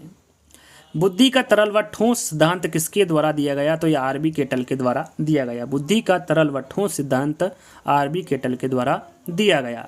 थॉर्नडाइक के किस नियम को वुडवर्थ ने मानसिक तैयारी का नियम बताया है? तो वह है तत्परता का नियम। तत्परता के नियम को वुडवर्थ ने मानसिक तैयारी का नियम बताया है।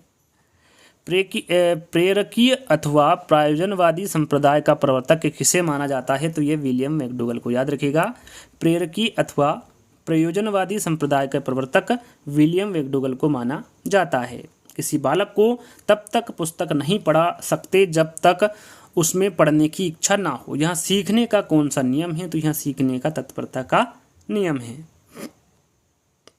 सीखना मनोविज्ञान किसके योगदान से प्रारंभ हुआ? तो यह फ्रांसिस गाल्टन के, याद रखिएगा। शिक्षा मनोविज्ञान फ्रांसिस गाल्टन के योगदान से प्रारंभ हुआ। शिक्षण व अधिगम का विज्ञान किसे कहा जाता है? तो यह शिक्षा मनोविज्ञान को। शिक्षण व अधिगम का जो विज्ञान है यह शिक्षा मनोविज्ञान को कहा जाता है। अधिगम का आधार किसे माना जाता है? तो यह परिपक्वता को। अधिगम का जो आधार माना जाता है वो परिपक्वता को माना जाता है। कोलसनिक ने शिक्षा मनोविज्ञान की शुरुआत किससे मानी है? तो ये प्लेटो से, याद रखिएगा। कोलसनिक ने शिक्षा मनोविज्ञान की जो शुरुआत है ये प्लेटो से मानी है।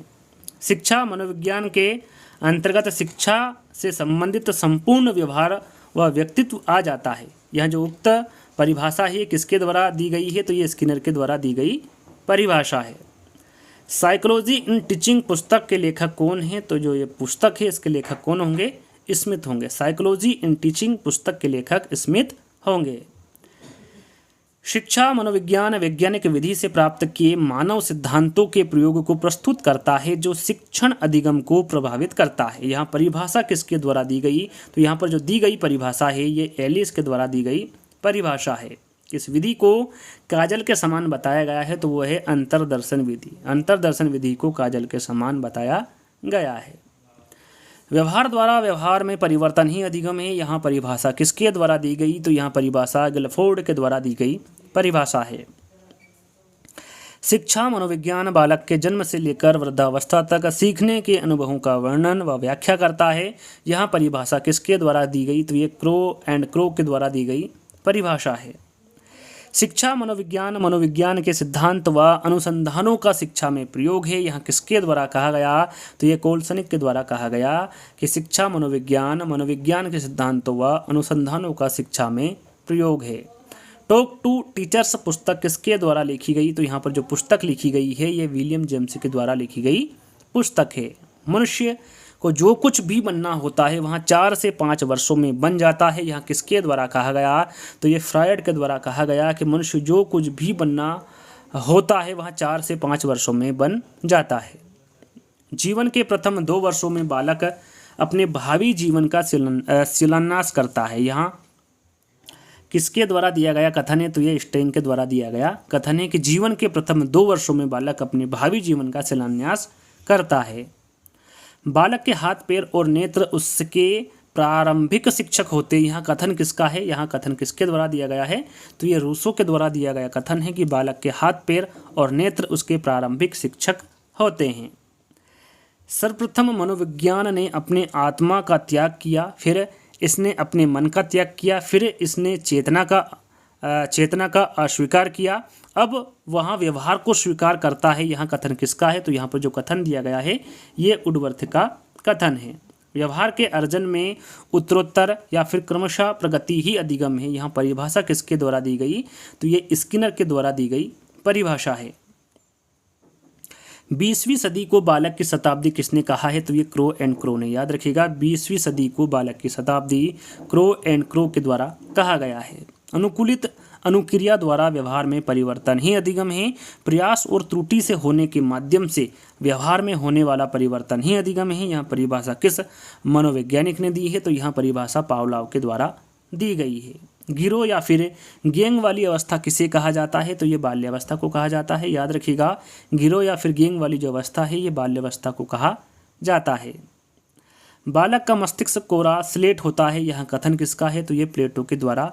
यहाँ पर स्लेट से आप प्लेटो को याद कर सकते हैं। स्लेट और प्लेट में ज़्यादा अंतर नहीं होता है। इंपॉर्टेंट हैं क्योंकि इस प्रकार के प्रश्न पूछे जाते हैं और 2-3 प्रश्न ऐसे हैं जो एक ही प्रकार के लगेंगे, आगे आपके सामने आएंगे। बालक का मस्तिष्क कोरा स्लेट होता है, यहाँ कथन प्लेटो के द्वारा दिया गया है। जैसे कि अगला प्रश्न आप देख सकते हैं, बालक का मस्तिष्क कोरा कागज होता है। अभी हमने देखा कि बालक का मस्तिष्क कोरा स्लेट होता है, यहाँ पर बालक का मस्तिष्क कोरा कागज होता है। यहाँ किसके द्वारा दिया गया कथन है, तो ये जॉन लॉक के द्वारा दिया गया कथन है। ध्यान दीजिएगा जो स्लेट है वो प्लेटो के से आप याद कर सकते हैं और बालक का मस्तिष्क कोरा कागज होता है, यहाँ किसका कथन है, तो ये जॉन लॉक का कथन है। एक और प्रश्न है इसी प्रकार का, बालक का मन कोरा कागज होता है, यहाँ किसका कथन है, तो ये रूसो का कथन है। 3 प्रश्न एक साथ आपको दिए हैं, तीनों को तीनों एक जैसे लगते हैं लेकिन आंसर अलग अलग है, तो आपको ध्यान से इन प्रश्नों को पढ़ना है व आंसर देना है। बालक का मन कोरा कागज होता है, यहाँ कथन रूसो के द्वारा दिया गया कथन है। स्वच्छ शरीर में ही स्वस्थ मस्तिष्क होता है, यहाँ कथन किसका है, तो ये अरस्तु का कथन है। इनका कहना है कि स्वस्थ शरीर में ही स्वस्थ मस्तिष्क होता है। शिक्षा एक त्रिध्रुवी प्रक्रिया है, यहाँ किसने कहा। यहाँ पर देखिए एक प्रश्न और आएगा उसको और इसको आपको समझना है। शिक्षा एक त्रिध्रुवी प्रक्रिया है, यहाँ किसने कहा, तो यह जॉन डेवी के द्वारा कहा गया। और शिक्षा एक द्विध्रुवी प्रक्रिया है, यहाँ किसके द्वारा कहा गया, तो यह जॉन एडम्स के द्वारा कहा गया। याद रखिएगा त्रिध्रुवी प्रक्रिया आए तो आपका राइट आंसर जॉन डेवी होगा और द्विध्रुवी प्रक्रिया आए तो आपका राइट आंसर जॉन एडम्स होगा। अगला प्रश्न, मूल्यांकन एक त्रिमुखी प्रक्रिया है। यहाँ किसके द्वारा कहा गया, तो ये ब्लूम के द्वारा कहा गया। वंशानुक्रम माता और पिता से संतान को प्राप्त होने वाले गुणों का नाम है। यहाँ कथन किसका है, तो यहाँ कथन रूथ बेनेडिक्ट का कथन है।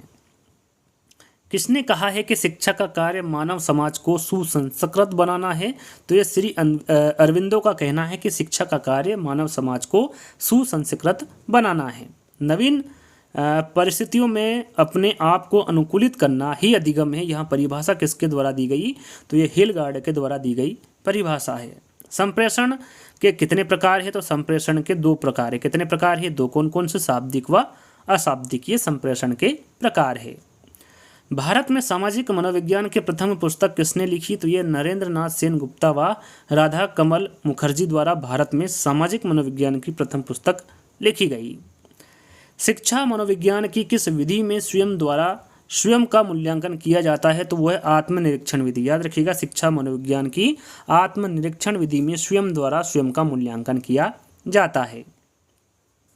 शिक्षा मनोविज्ञान की निरीक्षण विधि का प्रतिपादन किसके द्वारा किया गया, तो ये वाटसन के। शिक्षा मनोविज्ञान की जो निरीक्षण विधि है इसका प्रतिपादन वाटसन के द्वारा किया गया।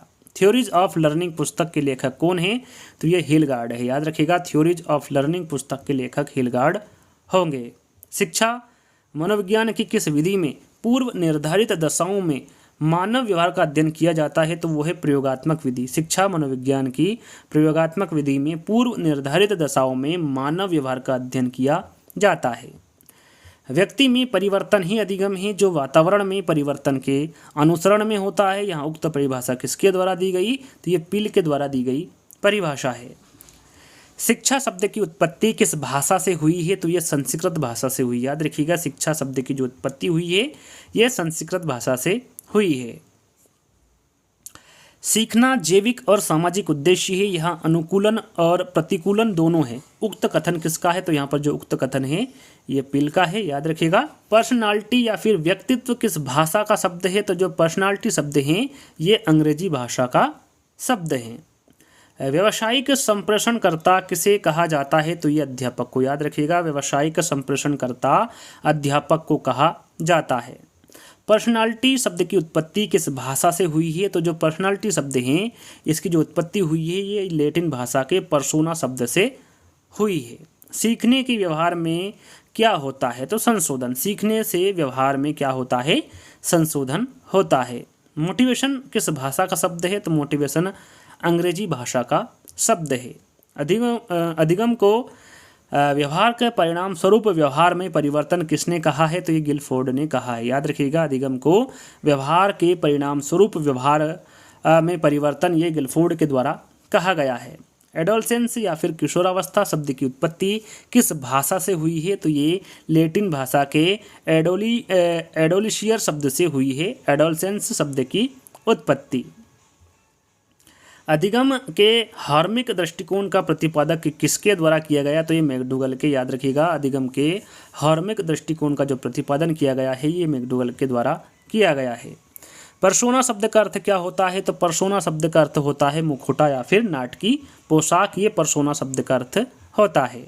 किस संप्रदाय में मनोविज्ञान का उद्देश्य मानव व्यवहार की व्याख्या, नियंत्रण एवं उसके संबंध में भविष्यवाणी करना है, तो यह है व्यवहारवादी संप्रदाय। व्यवहारवादी संप्रदाय में मनोवैज्ञानिक का उद्देश्य मानव व्यवहार की व्याख्या, नियंत्रण एवं उसके संबंध में भविष्यवाणी करना है। अधिगम की व्यवहारवादी विचारधारा का पिता किस मनोवैज्ञानिक को कहा जाता है, तो वो है वाटसन। व्यवहारवादी विचारधारा का जो पिता है वो वाटसन मनोवैज्ञानिक को कहा जाता है। प्रसिद्ध पुस्तक सीखने के सोपान यह किसकी रचना है, तो ये डीसेल की। याद रखिएगा, प्रसिद्ध पुस्तक सीखने के सोपान ये डीसेल की रचना है। संरचनावादी संप्रदाय के जो प्रवर्तक है वो किसे माना जाता है, तो ये विलियम वुंट तथा एडवर्ड ब्रांडफूड टिचनर को संरचनावादी संप्रदाय का प्रवर्तक माना जाता है। किस शिक्षाविद ने रचनावादी दृष्टिकोण का विरोध किया था, तो ये है वाटसन। याद रखिएगा, वाटसन ने रचनावादी दृष्टिकोण का विरोध किया था। गेस्टाल्टवादी संप्रदाय का प्रवर्तक किसे माना जाता है, तो ये मैक्स वर्दिमर, कॉफका और कोहलर, इन तीनों को गेस्टाल्टवादी संप्रदाय का प्रवर्तक माना जाता है या फिर माना गया है। थ्योरीज ऑफ लर्निंग पुस्तक के लेखक कौन है? तो वो है हिलगार्ड। याद रखिएगा, थ्योरीज ऑफ लर्निंग पुस्तक के लेखक हिलगार्ड होंगे। कार्यात्मवादी या फिर प्रकार्यवाद संप्रदाय का प्रवर्तक किसे माना जाता है? तो ये विलियम जेम्स को माना जाता है। याद रखिएगा, कार्यात्मकवादी या फिर प्रकार्यवाद संप्रदाय का जो प्रवर्तक माना जाता है वो विलियम जेम्स को माना जाता है। अगला प्रश्न, मोटिवेशन या फिर अभिप्रेरणा शब्द की उत्पत्ति किस शब्द से हुई है? तो यहाँ पर जो मोटिवेशन शब्द है इसकी उत्पत्ति लैटिन भाषा के मोटम शब्द से हुई है। अधिगम परिपक्वता तक ही सीमित नहीं है बल्कि उसके बाद भी जीवन प्रयत्न चलते रहने वाली प्रक्रिया है। यहाँ परिभाषा किसके द्वारा दी गई है? तो यहाँ पर जो दी गई परिभाषा है ये R.M. गेने के द्वारा दी गई परिभाषा है। सीखना विकास की प्रक्रिया है, यहाँ कथन किसका है? तो यहाँ पर जो दिया गया कथन है ये वुडवर्थ का है। इनका कहना है कि जो सीखना है वो विकास की एक प्रक्रिया है। अगला प्रश्न, प्रथम शिक्षाविद किसे माना जाता है? तो यहाँ पर देखिए प्रथम शिक्षाविद के बारे में पूछा गया है, तो राइट आंसर आपका जॉन डेवी होगा। जॉन डेवी प्रथम शिक्षाविद माने जाते हैं। अगला प्रश्न, मनोविश्लेषणवादी संप्रदाय के प्रवर्तक कौन है? तो ये सिगमंड फ्रायड है। याद रखिएगा, मनोविश्लेषणवादी संप्रदाय के प्रवर्तक कौन होंगे? सिगमंड फ्रायड होंगे। शिक्षा में व्यवहारवाद की स्थापना किसके द्वारा की गई? तो ये वॉटसन के, शिक्षा में जो व्यवहारवाद की स्थापना की गई है वो वॉटसन के द्वारा की गई है। प्रयत्न एवं भूल को अधिगम किसने कहा है? तो ये थॉर्नडाइक ने कहा है। याद रखिएगा, प्रयत्न एवं भूल को अधिगम थॉर्नडाइक द्वारा कहा गया है। साहचर्यवादी संप्रदाय का प्रवर्तक किसे माना जाता है? तो यह जॉन लॉक को माना जाता है। याद रखिएगा, साहचर्यवादी संप्रदाय का प्रवर्तक जॉन लॉक को माना जाता है। थॉर्नडाइक ने सीखने के नियमों को कितने भागों में बांटा है? तो इन्होंने 2 भागों में बांटा है। कितने भागों में? 2 भागों में, मुख्य नियम और गौण नियम। मुख्य नियम कितने प्रकार के होते हैं? 3 प्रकार के। और गौण नियम कितने प्रकार के बताए हैं? इन्होंने 5 प्रकार के बताए हैं, जैसा कि आप सभी को पता होगा। अगला प्रश्न है, गत्यात्मक अधिगम को अन्य किस नाम से जाना जाता है? तो इसे पेशी अधिगम, कर्मेंद्रीय अधिगम, यांत्रिक अधिगम, मूर्त अधिगम, गामक अधिगम और क्रियात्मक अधिगम के नाम से भी जाना जाता है गत्यात्मक अधिगम को। अगला प्रश्न, सीखने के कितने तत्व जॉन डेवी ने बताए हैं? तो सीखने के जॉन डेवी ने कितने तत्व बताए हैं? 3। कौन कौन से? शिक्षक, शिक्षार्थी और पाठ्यक्रम। ये 3 तत्व बताए हैं जॉन डेवी द्वारा। याद रखिएगा। संज्ञानवादी पद्धति के जनक कौन है? तो ये जीन पियाजे व ब्रूनर है। याद रखिएगा, संज्ञानवादी पद्धति के जनक जीन पियाजे व ब्रूनर होंगे। संज्ञानवादी अधिगम को अन्य किस नाम से जाना जाता है? तो इसे मानसिक अधिगम, ज्ञानेंद्रीय अधिगम और समस्या समाधान अधिगम के नाम से जाना जाता है संज्ञानवादी अधिगम को। द कंडीशंस ऑफ लर्निंग जो पुस्तक है इसके रचनाकार कौन है? तो इसके रचनाकार है रॉबर्ट गेने। याद रखिएगा, द कंडीशंस ऑफ लर्निंग जो पुस्तक है इसके रचनाकार रॉबर्ट गेने होंगे। अधिगम के व्यवहारवादी उपागम का सर्वप्रथम प्रयोग किसके द्वारा किया गया? तो ये I.P. पावलोव के द्वारा। याद रखिएगा, अधिगम के व्यवहारवादी उपागम का जो सर्वप्रथम प्रयोग किया गया वो I.P. पावलोव के द्वारा किया गया। मानसिक आयु, मेंटल एज का विचार सर्वप्रथम किसके द्वारा दिया गया? तो ये बीने के द्वारा। याद रखिएगा, मानसिक आयु का विचार सर्वप्रथम बीने के द्वारा दिया गया। क्रियात्मक अनुसंधान के प्रवर्तक हैं तो ये स्टीफन एम कोरे हैं। याद रखिएगा, क्रियात्मक अनुसंधान के जो प्रवर्तक होंगे वो स्टीफन एम कोरे होंगे। IQ का विचार सर्वप्रथम किसके द्वारा दिया गया? तो ये स्टर्न के द्वारा। याद रखिएगा, जो IQ का विचार सर्वप्रथम दिया गया था वो स्टर्न के द्वारा दिया गया था। रॉबर्ट गेने के अनुसार अधिगम कितने प्रकार का होता है? तो रॉबर्ट गेने के अनुसार पूछा गया है तो इनके अनुसार जो अधिगम है वो 8 प्रकार का होता है। 8 प्रकार कौन कौन से आपके सामने हैं? संकेत अधिगम, उद्दीपन अनुक्रिया अधिगम, श्रृंखला अधिगम, शाब्दिक साहचर्य अधिगम, विभेदी अधिगम, प्रत्यय अधिगम, अधिनियम या फिर सिद्धांत अधिनियम, 8वां है समस्या समाधान अधिनियम। ये 8 प्रकार के अधिगम बताए हैं रॉबर्ट गेने ने, जो आपके सामने हैं, इनको याद कर लीजिएगा। अगला प्रश्न है, गेने ने अधिगम का प्रारंभिक स्तर किसे माना है? तो इन्होंने सांकेतिक अधिगम को। याद रखिएगा, गेने ने अधिगम का प्रारंभिक स्तर पूछा गया है तो कौन सा माना है? सांकेतिक अधिगम को माना है। यहाँ पर देखिए, गेने ने अधिगम का सबसे उच्चतम स्तर के बारे में यहाँ पर पूछा गया है कि गेने ने अधिगम का सबसे उच्चतम स्तर किसे बताया है? तो ये समस्या समाधान अधिगम को उच्चतम स्तर बताया है गेने ने अधिगम का। स्किनर ने अधिगम के लिए सर्वश्रेष्ठ राजमार्ग किसे बताया है? तो यहाँ पर देखिए सर्वश्रेष्ठ राजमार्ग के बारे में पूछा गया है, तो अभिप्रेरणा आपका राइट आंसर होगा। स्किनर ने जो अधिगम के लिए सर्वश्रेष्ठ राजमार्ग बताया है वो अभिप्रेरणा को बताया है। अधिगम को सर्वाधिक प्रभावित करने वाला कारक कौन सा है? तो वो है अभिप्रेरणा। अधिगम को सर्वाधिक प्रभावित करने वाला जो कारक होगा वो अभिप्रेरणा होगा। संशोधित राष्ट्रीय पाठचर्या दस्तावेज की शुरुआत रविंद्रनाथ टैगोर के किस निबंध से होती है? तो ये है सभ्यता और प्रगति। याद रखिएगा, संशोधित राष्ट्रीय पाठचर्या दस्तावेज की जो शुरुआत है वो रविंद्रनाथ टैगोर के सभ्यता और प्रगति निबंध से होती है। पावलोव का क्लासिकल अनुबंधन का सिद्धांत अधिगम के किस स्तर पर आधारित है? तो याद रखिएगा ये सांकेतिक अधिगम पर आधारित है। पावलोव का क्लासिकल अनुबंधन का सिद्धांत अधिगम के सांकेतिक अधिगम पर आधारित है।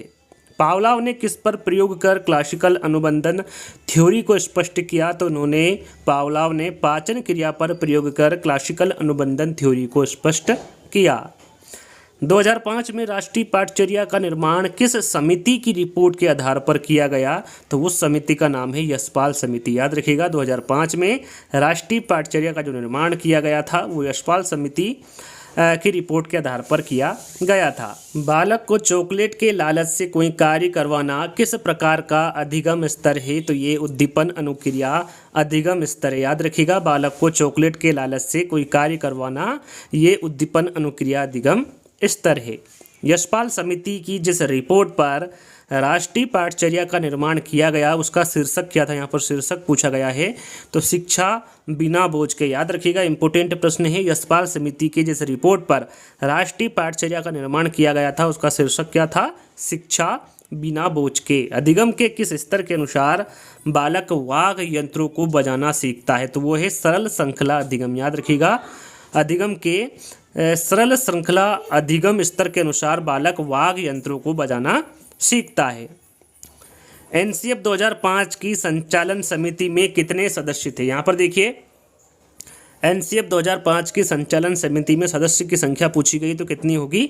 38 होगी। इंपोर्टेंट है 38 इसका राइट आंसर होगा। बालक द्वारा कविता कहानी गीत आदि सीखना किस प्रकार का अधिगम कहलाता है? तो ये शाब्दिक साहचर्य अधिगम कहलाता है। याद रखिएगा बालक द्वारा कविता कहानी गीत आदि सीखना ये शाब्दिक साहचर्य का अधिगम कहलाता है। अगला प्रश्न, बालक द्वारा आकृतियों में अंतर करना सीखना अधिगम का कौन सा स्तर है? तो ये विभेदीकरण अधिगम। याद रखिएगा बालक द्वारा आकृतियों में अंतर करना सीखना अधिगम का विभेदीकरण अधिगम स्तर है। थॉर्नडाइक के अनुसार सीखने के लिए केंद्रीय तत्व किसे माना गया है? तो ये पुनर्बलन को। याद रखिएगा थॉर्नडाइक के अनुसार सीखने के लिए जो केंद्रीय तत्व माना गया है वो पुनर्बलन को माना गया है।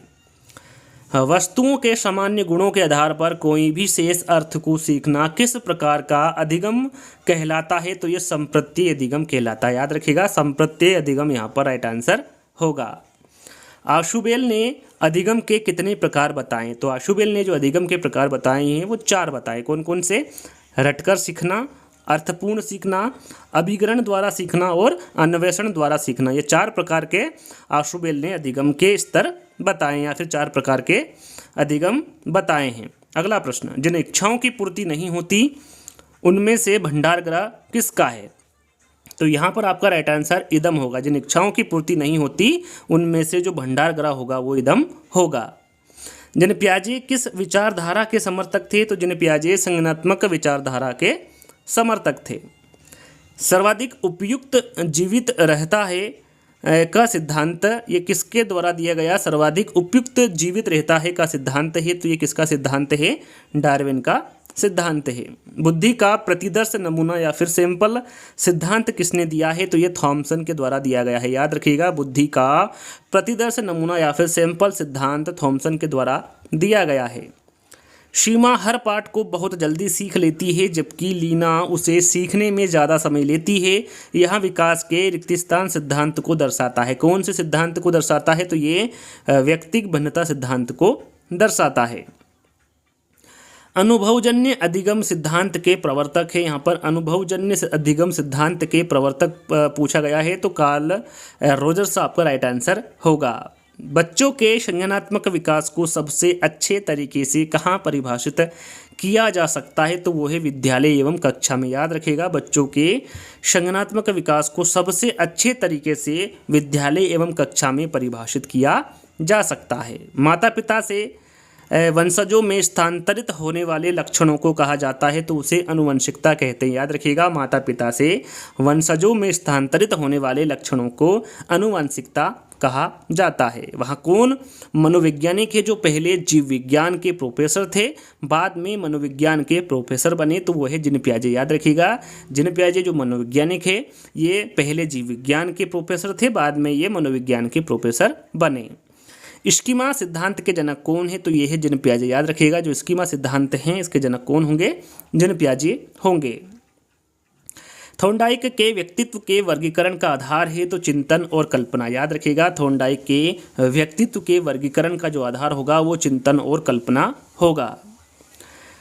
विकास के किस काल को अत्यधिक दबाव और तनाव का काल कहा जाता है, तो वो है किशोरावस्था। विकास के किशोरावस्था काल को अत्यधिक दबाव और तनाव का काल कहा गया है। वे कार्य जो हमें संतोष देते हैं पक्के हो जाते हैं एवं वे कार्य जिनकी परिणाम हमें असंतोष देते हैं इतनी सफलता से नहीं होते हैं। यहाँ पर जो कथन दिया गया है ये किसका है, तो ये मॉर्गन एवं गिलीलैंड का कथन है। शिक्षा में प्रयोजनवाद की विचारधारा का प्रवर्तक कौन था, तो ये विलियम जेम्स थे। याद रखिएगा, शिक्षा में जो प्रयोजनवाद की विचारधारा के प्रवर्तक थे वो विलियम जेम्स थे। कक्षा कक्ष में शिक्षक व विद्यार्थियों के मध्य संप्रेषण होना चाहिए, तो ये उद्देश्य केंद्रित होना चाहिए। याद रखिएगा, कक्षा कक्ष में शिक्षक व विद्यार्थियों के मध्य जो संप्रेषण होना चाहिए वो उद्देश्य केंद्रित होना चाहिए। डिस्ग्राफिया मुख्यतः किस कठिनाई से जुड़ा है, तो ये लिखने संबंधी कठिनाई से जुड़ा है। इस पर एक शानदार ट्रिक बनाई है, नहीं देखी है तो देख लीजिएगा। और जितने भी जो विकार है उससे संबंधित जो प्रश्न हैं उसके भी एक वीडियो बना रखी है प्रॉपरली, यदि उसको देखना है तो उसको भी देख लीजिएगा। तो यहाँ पर अगले प्रश्न की ओर बढ़ेंगे। अगला प्रश्न है, योग निर्धारण विधि का प्रतिपादन किसके द्वारा किया गया है, तो ये लिकर्ट के द्वारा किया गया है। याद रखिएगा, योग निर्धारण विधि का जो प्रतिपादन किया गया है वो लिकर्ट के द्वारा किया गया है। विद्यालय शिक्षा का अब तक का नवीनतम राष्ट्रीय दस्तावेज, यहाँ पर देखिए नवीनतम राष्ट्रीय दस्तावेज पूछा गया है, तो वो है एनसीएफ 2005। याद रखिएगा, विद्यालय शिक्षा का अब तक का जो नवीनतम राष्ट्रीय दस्तावेज है वो एनसीएफ 2005 है। इस मंत्रालय की पहल पर एनसीएफ 2005 तैयार किया गया था, तो ये ही मानव संसाधन विकास मंत्रालय। इस मंत्रालय की पहल पर एनसीएफ 2005 तैयार किया गया था। किसकी अध्यक्षता में विद्वानों ने एनसीएफ 2005 तैयार किया था, तो ये प्रोफेसर यशपाल की अध्यक्षता में विद्वानों ने एनसीएफ 2005 तैयार किया था। जेबी वॉटसन ने अपने सहयोगी रेनर के साथ मिलकर किस पर प्रयोग किया था, तो जेबी वॉटसन ने अपने सहयोगी रेनर के साथ मिलकर नन्हे शिशु अल्बर्ट पर अपना प्रयोग किया था। जेबी वॉटसन ने लिटिल अल्बर्ट व खरगोश के द्वारा किस अवधारणा पर प्रयोग किया, तो उन्होंने अनुबंधन की अवधारणा पर अपना प्रयोग किया था जेबी वॉटसन ने लिटिल अल्बर्ट व खरगोश के द्वारा। किसी पारंगत दर्जी द्वारा आसपास के व्यक्तियों से बात करते हुए भी कपड़े सिलने का पूरी सफाई से करना अधिगम के किस नियम का सूचक है, तो ये अभ्यास के नियम का सूचक है। यहाँ पर अभ्यास का नियम आपका राइट आंसर होगा। राष्ट्रीय पाठचर्या का आधार किसे माना जाता है, तो राष्ट्रीय पाठचर्या का जो आधार माना जाता है ये भारतीय संविधान में राष्ट्र के दर्शन को राष्ट्रीय पाठचर्या का आधार माना जाता है। भारत में पहली बार शिक्षा नीति का निर्माण कब किया गया था, तो ये 1968 में। याद रखिएगा, भारत में पहली बार जब शिक्षा नीति का निर्माण किया गया था तो ये 1968 में किया गया था। साइकिल चलाना, नृत्य करना, खेल खेलना आदि अधिगम के किस नियम की पुष्टि करते हैं, तो ये अभ्यास के नियम की पुष्टि करते हैं। याद रखिएगा, साइकिल चलाना, नृत्य करना, खेल खेलना आदि ये अधिगम के अभ्यास के नियम की पुष्टि करते हैं। बालक द्वारा परीक्षा परिणाम के बाद प्रसन्नता व्यक्त करना अधिगम के किस नियम का सूचक है, तो ये है प्रभाव व परिणाम के नियम का सूचक है। याद रखिएगा, बालक द्वारा परीक्षा परिणाम के बाद प्रसन्नता व्यक्त करना ये अधिगम के प्रभाव व परिणाम के नियम का सूचक है। अगला प्रश्न, थॉर्नडाइक ने किन पर प्रयोग करके सीखने का संबंधवाद अर्थात उद्दीपक अनुक्रिया सिद्धांत का प्रतिपादन किया? तो ये है बिल्लियां, चूहों, मछलियां तथा मुर्गियों पर। याद रखिएगा, थॉर्नडाइक ने बिल्लियों, चूहों, मछलियों तथा मुर्गियों पर सीखने का संबंधवाद अर्थात उद्दीपन अनुक्रिया सिद्धांत का प्रतिपादन किया। थॉर्नडाइक का संबंधवाद सिद्धांत अन्य किस नामों से जाना जाता है? तो थॉर्नडाइक का जो संबंधवाद सिद्धांत है इसे प्रयत्न व भूल के सिद्धांत के नाम से, चयन के सिद्धांत के नाम से, संबंधवाद प्रयास व त्रुटि के सिद्धांत के नाम से और आवृत्ति के सिद्धांत के नाम से भी थॉर्नडाइक का जो संबंधवाद का सिद्धांत है इसे जाना जाता है। टाइपिंग करना किस प्रकार का अधिगम कहलाता है? तो यह है गत्यात्मक अधिगम। टाइपिंग करना ये गत्यात्मक अधिगम कहलाता है। एनसीएफ 2005 का नारा शिक्षा बिना बोझ के का विचार कब आया था? तो ये आया था 1993 में। कब आया था यह विचार? 1993 में आया था। बिल्ली को लीवर युक्त पिंजरे में कैद करके मांस के टुकड़े के लिए उसके लीवर दबाकर बाहर लाने का जो प्रयोग है वो किसने किया था? तो ये थॉर्नडाइक द्वारा किया गया था। एनसीएफ 2005 के अनुसार शिक्षक की भूमिका किस प्रकार की है? तो वह है सुविधादाता। याद रखिएगा, एनसीएफ 2005 के अनुसार जो शिक्षक की भूमिका होगी वो सुविधादाता के रूप में होगी। क्लासिकल अनुबंधन सिद्धांत किसके द्वारा प्रतिपादित किया गया था? तो ये किया गया था इवान पावलोव के। क्लासिकल अनुबंधन सिद्धांत इवान पावलोव के द्वारा प्रतिपादित किया गया। रूस के किस मनोवैज्ञानिक को 1904 में पाचन क्रिया के लिए नोबेल पुरस्कार दिया गया? तो ये है इवान पावलोव। याद रखिएगा, इंपोर्टेंट हैं। रूस के इवान पी पावलोव को 1904 में पाचन क्रिया के लिए नोबेल पुरस्कार दिया गया। अनुबंधन का पिता किस मनोवैज्ञानिक को कहा जाता है? तो यह है पावलोव। इवान पी पावलोव को अनुबंधन का पिता कहा जाता है। पावलोव का क्लासिकल अनुबंधन सिद्धांत अन्य किस नामों से जाना जाता है? तो पावलोव का जो क्लासिकल अनुबंधन सिद्धांत हैं इसे परस्पर अनुबंधन, शास्त्रीय अनुबंधन, प्राचीन अनुबंधन, सहज अनुबंधन, संबंध प्रतिक्रिया अनुबंध का सिद्धांत, अनुकूलित अनुक्रिया अथवा अनुबंधित अनुक्रिया सिद्धांत के नाम से भी जाना जाता है पावलोव का क्लासिकल अनुबंधन सिद्धांत। पावलोव ने किस पर प्रयोग करके क्लासिकल अनुबंधन के सिद्धांत को सिद्ध किया? तो उन्होंने कुत्ते पर अपना प्रयोग किया था। पावलोव ने कुत्ते पर प्रयोग करके क्लासिकल अनुबंधन के सिद्धांत को सिद्ध किया। पावलोव ने कुत्ते की किस ग्रंथि का ऑपरेशन करते हुए अपने प्रयोग को सिद्ध किया? तो यह है पेरोडिड ग्रंथि। याद रखिएगा, इंपॉर्टेंट है, पूछा जाता है। पावलोव ने कुत्ते की पेरोडिड ग्रंथि का ऑपरेशन करते हुए अपने प्रयोग को सिद्ध किया। किसी व्यक्ति को लगातार कुछ दिन सुबह जल्दी उठाने के बाद कुछ दिनों बाद उसके द्वारा अपने आप सुबह जाग जाने की घटना का संबंध किससे माना जाता है? तो ये क्लासिकल अनुबंधन से माना जाता है। सोच समझकर की जाने वाली पुनरावृत्ति क्या कहलाती है? तो सोच समझकर जो की जाने वाली पुनरावृत्ति है यह अभ्यास कहलाती है। पूर्ण से अंश की ओर शिक्षण पद्धति किस संप्रदाय की देन है? तो ये गेस्टाल्टवाद संप्रदाय की देन है। याद रखिएगा, पूर्ण से अंश की ओर शिक्षण पद्धति ये गेस्टाल्टवाद संप्रदाय की देन है। गेस्टाल्टवादी या फिर समग्रतावादी संप्रदाय के प्रवर्तक कौन से मनोवैज्ञानिक है? तो याद रखिएगा, ये वर्दाइमर, कोफका एवं कोहलर ये गेस्टाल्टवादी या फिर समग्रतावादी संप्रदाय के प्रवर्तक हैं। शिक्षा के क्षेत्र में स्किनर ने कितने प्रकार का पुनर्बलन दिया है? तो शिक्षा के क्षेत्र में स्किनर ने 4 प्रकार का पुनर्बलन दिया है। कौन कौन सा? सतत, आंशिक, अनुपात तथा अंतराल पुनर्बलन। ये 4 प्रकार का शिक्षा के क्षेत्र में स्किनर ने पुनर्बलन दिया है। पुनर्बलन कितने प्रकार का होता है? यदि साधारणतः पूछे कि पुनर्बलन कितने प्रकार का होता है तो 2 प्रकार का होता है। एक होता है धनात्मक और एक होता है ऋणात्मक, जैसे सकारात्मक और नकारात्मक भी कहते हैं। याद रखिएगा, पुनर्बलन 2 प्रकार के होते हैं। बालक शिक्षक की सहायता के बिना अपनी गति से पाठ्य वस्तु के छोटे छोटे भाग करके अधिगम करते हुए स्वयं सीखता है। यह किस प्रकार का अनुदेशन कहलाता है? तो यहाँ अभिक्रमिक अनुदेशन कहलाता है। यहाँ किस प्रकार का अनुदेशन कहलाएगा? अभिक्रमिक अनुदेशन कहलाएगा। अभिक्रमित अनुदेशन का सिद्धांत किसने प्रतिपादित किया? तो ये B.F. स्किनर। याद रखिएगा, अभिक्रमित अनुदेशन का सिद्धांत B.F. स्किनर के द्वारा प्रतिपादित किया गया। शिक्षा क्षेत्र में विनेटिका प्रणाली का जनक किसे माना जाता है? तो यह है कार्लटन वासबर्न। शिक्षा के क्षेत्र में जो विनेटिका प्रणाली का जनक माना जाता है वो कार्लटन वासबर्न को माना जाता है। शिक्षा क्षेत्र में डाल्टन प्रणाली को किसने स्थापित किया? तो यह है मिस हेलन पार्कहट्स। शिक्षा क्षेत्र में डाल्टन प्रणाली को मिस हेलन पार्कहट्स द्वारा स्थापित किया गया। बालक का मन एक कोरी पट्टी या फिर कोरी स्लेट के समान होता है जिस पर कुछ भी लिखा जा सकता है। यहाँ कथन किसका है? जैसा कि ये इस प्रश्न को मैं पहले भी बता चुका हूँ। यहाँ कथन किसका होगा? जॉन लॉक का होगा। एजुकेशन शब्द किस भाषा से बना है? तो जो एजुकेशन शब्द है ये लैटिन भाषा के एडुकेटम शब्द से बना है। एजुकेशन शब्द, एडुकेटम का अर्थ क्या होता है? तो यहाँ पर एडुकेटम का अर्थ होता है अंदर से बाहर की ओर बढ़ना। छात्रों में रटने की प्रवृत्ति को रोकने हेतु कैसे प्रश्न पूछने चाहिए? तो ये वस्तुनिष्ठ प्रश्न, छात्रों में रटने की जो प्रवृत्ति है उसको रोकने हेतु वस्तुनिष्ठ प्रश्न पूछने चाहिए। उथल पुथल की अवस्था किस काल को कहा जाता है? तो ये किशोरावस्था। उथल पुथल की जो अवस्था है ये किशोरावस्था काल को कहा जाता है।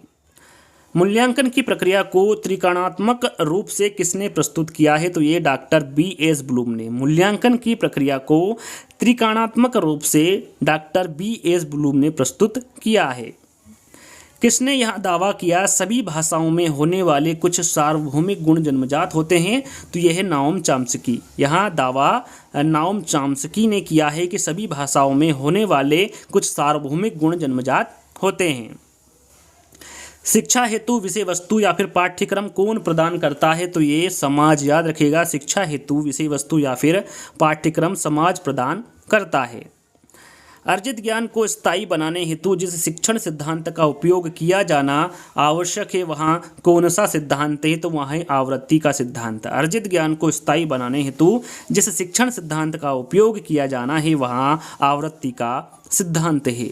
कोई वस्तु कैसी है इसका निर्णय किया जाता है? तो ये मूल्यांकन में। कोई वस्तु कैसी है इसका निर्णय मूल्यांकन में किया जाता है। व्यक्तिगत एवं घनिष्ठ मित्रता की अवस्था किस काल को कहा जाता है? तो यह है किशोरावस्था। व्यक्तिगत एवं घनिष्ठ मित्रता की अवस्था किशोरावस्था काल को कहा जाता है। शिक्षण अधिगम को अभिप्रेरित करने वाली निर्दिष्ट क्रियाओं की एक प्रणाली है। यहाँ कथन किसका है? यहाँ पर कथन पूछा गया है तो यहाँ कथन किसका होगा? स्मिथ का होगा। शिक्षण एक अधिक विकसित व्यक्तित्व एवं एक कम विकसित व्यक्तित्व के बीच घनिष्ठ संपर्क है जिसकी संरचना कम विकसित व्यक्तित्व की शिक्षा की ओर आगे बढ़ाने के लिए की जाती है। यहाँ कथन किसका है? तो यहाँ पर जो कथन दिया गया है ये मॉरिसन का कथन है। शिक्षा का अधिकार अधिनियम 2009 लागू हो गया। तो ये कब लागू हो गया था? तो ये 1 अप्रैल 2010 को शिक्षा का अधिकार अधिनियम लागू हो गया था। शिक्षा क्षेत्र में ह्यूरिस्टिक प्रणाली की शुरुआत किसने की थी? तो ये आर्मस्ट्रांग ने। शिक्षा क्षेत्र में जो ह्यूरिस्टिक प्रणाली की शुरुआत की गई थी ये आर्मस्ट्रांग के द्वारा की गई थी। I.K. डेविस ने शिक्षण अधिगम व्यवस्था के कितने सोपान बताए हैं? तो उन्होंने 4 सोपान बताए। कितने? 4। नियोजन, व्यवस्था, मार्गदर्शन और नियंत्रण। ये 4 सोपान बताए हैं I.K. डेविस ने।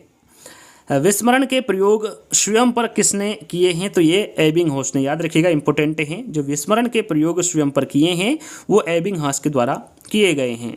किसी भी स्थान का नक्शा तैयार करना किस प्रकार का अधिगम कहलाता है? तो यह संज्ञानवादी अधिगम। किसी भी स्थान का नक्शा तैयार करना यह संज्ञानवादी अधिगम कहलाता है।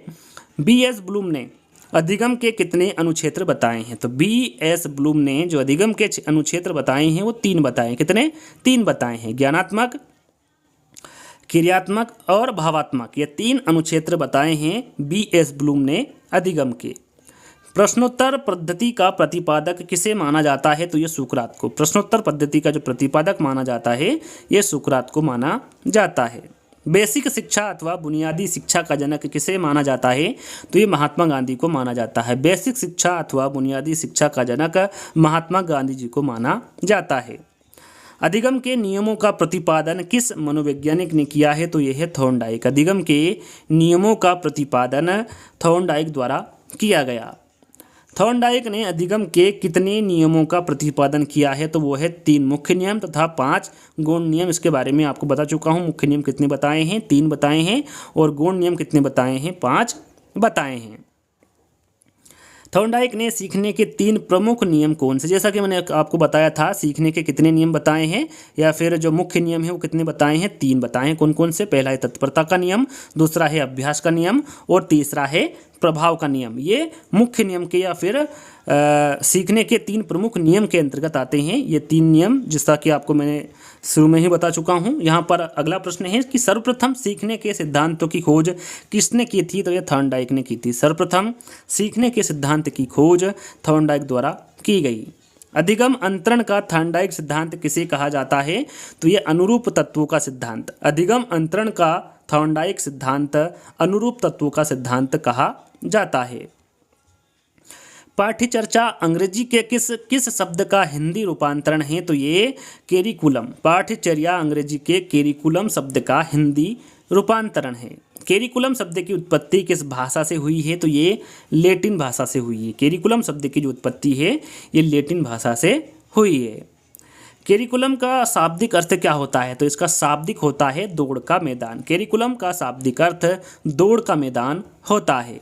किसी विषय की रूपरेखा को अन्य किस नाम से जाना जाता है, तो किसी विषय की रूपरेखा को पाठ्यक्रम के नाम से जाना जाता है। त्रिभाषाई फार्मूले की प्रथम भाषा कौन सी है, तो त्रिभाषाई फार्मूले की जो प्रथम भाषा होगी वो राज्य या फिर राष्ट्रीय भाषा हिंदी होगी। त्रिभाषी फार्मूला की जो प्रथम भाषा होगी वो राज्य की भाषा या फिर राष्ट्रीय भाषा हिंदी होगी। त्रिभाषाई फार्मूले की दूसरी भाषा कौन सी होगी, प्रथम भाषा के बारे में हम जान चुके हैं, तो दूसरी भाषा के बारे में यहाँ पर पूछा गया है तो वो है अंग्रेजी। तीसरी भाषा कौन सी होगी, तो तीसरी भाषा हमारी यहाँ पर संस्कृत, पंजाबी, गुजराती, मारवाड़ी आदि, या फिर कह सकते हैं कि जो हमारी मातृभाषा होगी वो कोई सी भी हो सकती मातृभाषा, वो तीसरी भाषा होगी त्रिभाषी फार्मूले की। अगला प्रश्न, पाठ्यक्रम का निर्माण किसे ध्यान में रखकर किया जाता है, प्रश्न को ध्यान से पढ़िएगा। पाठ्यक्रम का निर्माण किसे ध्यान में रखकर किया जाता है, तो वो है शिक्षक। इसी प्रकार का एक और प्रश्न है, कैरिकुलम का निर्माण किसे ध्यान में रखकर किया जाता है, तो वो है छात्र। याद रखिएगा, पाठ्यक्रम का जो निर्माण है वो शिक्षक को ध्यान में रखकर किया जाता है और कैरिकुलम का जो निर्माण है वो छात्र को ध्यान में रखकर किया जाता है। पाठ्यचर्या में वे समस्त अनुभव निहित होते हैं जिनको विद्यालय द्वारा शिक्षा के उद्देश्यों की प्राप्ति के लिए उपयोग में लाया जाता है। उक्त कथन किसका है, तो यहाँ पर जो कथन दिया गया है ये मुनरो का कथन है। एनसीएफ 2005 किस प्रकार के अधिगम पर बल देता है, तो ये है करके सीखने पर। एनसीएफ 2005 करके सीखने पर बल देता है। एनसीएफ 2005 में शिक्षा को किस प्रकार बताया गया है, तो याद रखिएगा एनसीएफ 2005 में शिक्षा को बाल केंद्रित बताया गया है। अगला प्रश्न, पाठचर्या में मुख्य भूमिका किसकी होती है, तो पाठचर्या में जो मुख्य भूमिका होती है वो पाठ्यक्रम की होती है। अधिगम के किस अनुक्षेत्र का उद्देश्य बालक का समुचित विकास करना होता है, तो वो है क्रियात्मक अनुक्षेत्र। याद रखिएगा, क्रियात्मक अनुक्षेत्र का उद्देश्य बालक का समुचित विकास करना होता है। अधिगम के किस अनुक्षेत्र का उद्देश्य बालक के संज्ञानात्मक व्यवहार में परिवर्तन लाना होता है, प्रश्न को ध्यान से पढ़ना है।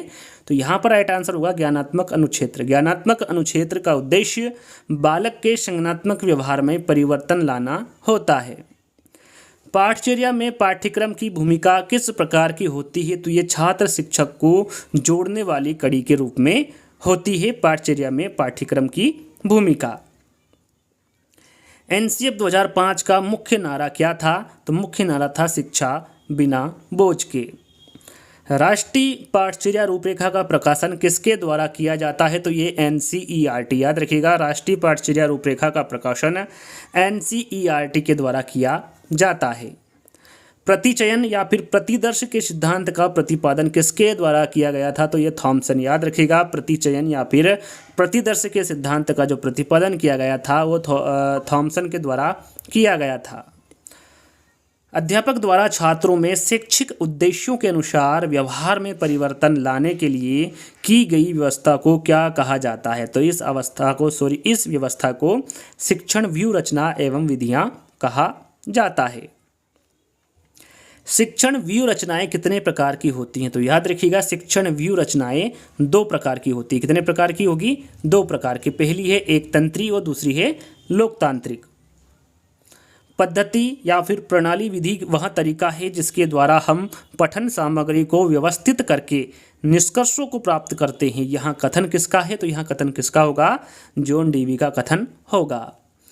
शिक्षण विधि शिक्षण प्रक्रिया का गतिशील कार्य है। यहाँ कथन किसका है? तो यहाँ पर राइट आंसर होगा बाइनिंग। यहाँ पर जो कथन दिया गया है ये बाइनिंग का कथन है। क्रियात्मक विधियों से शिक्षण करवाते समय शिक्षक की भूमिका कैसी होती है? तो वो निर्देशक के रूप में होती है। क्रियात्मक विधियों से शिक्षण करवाते समय जो शिक्षक की भूमिका होती है वो निर्देशक के रूप में होती है।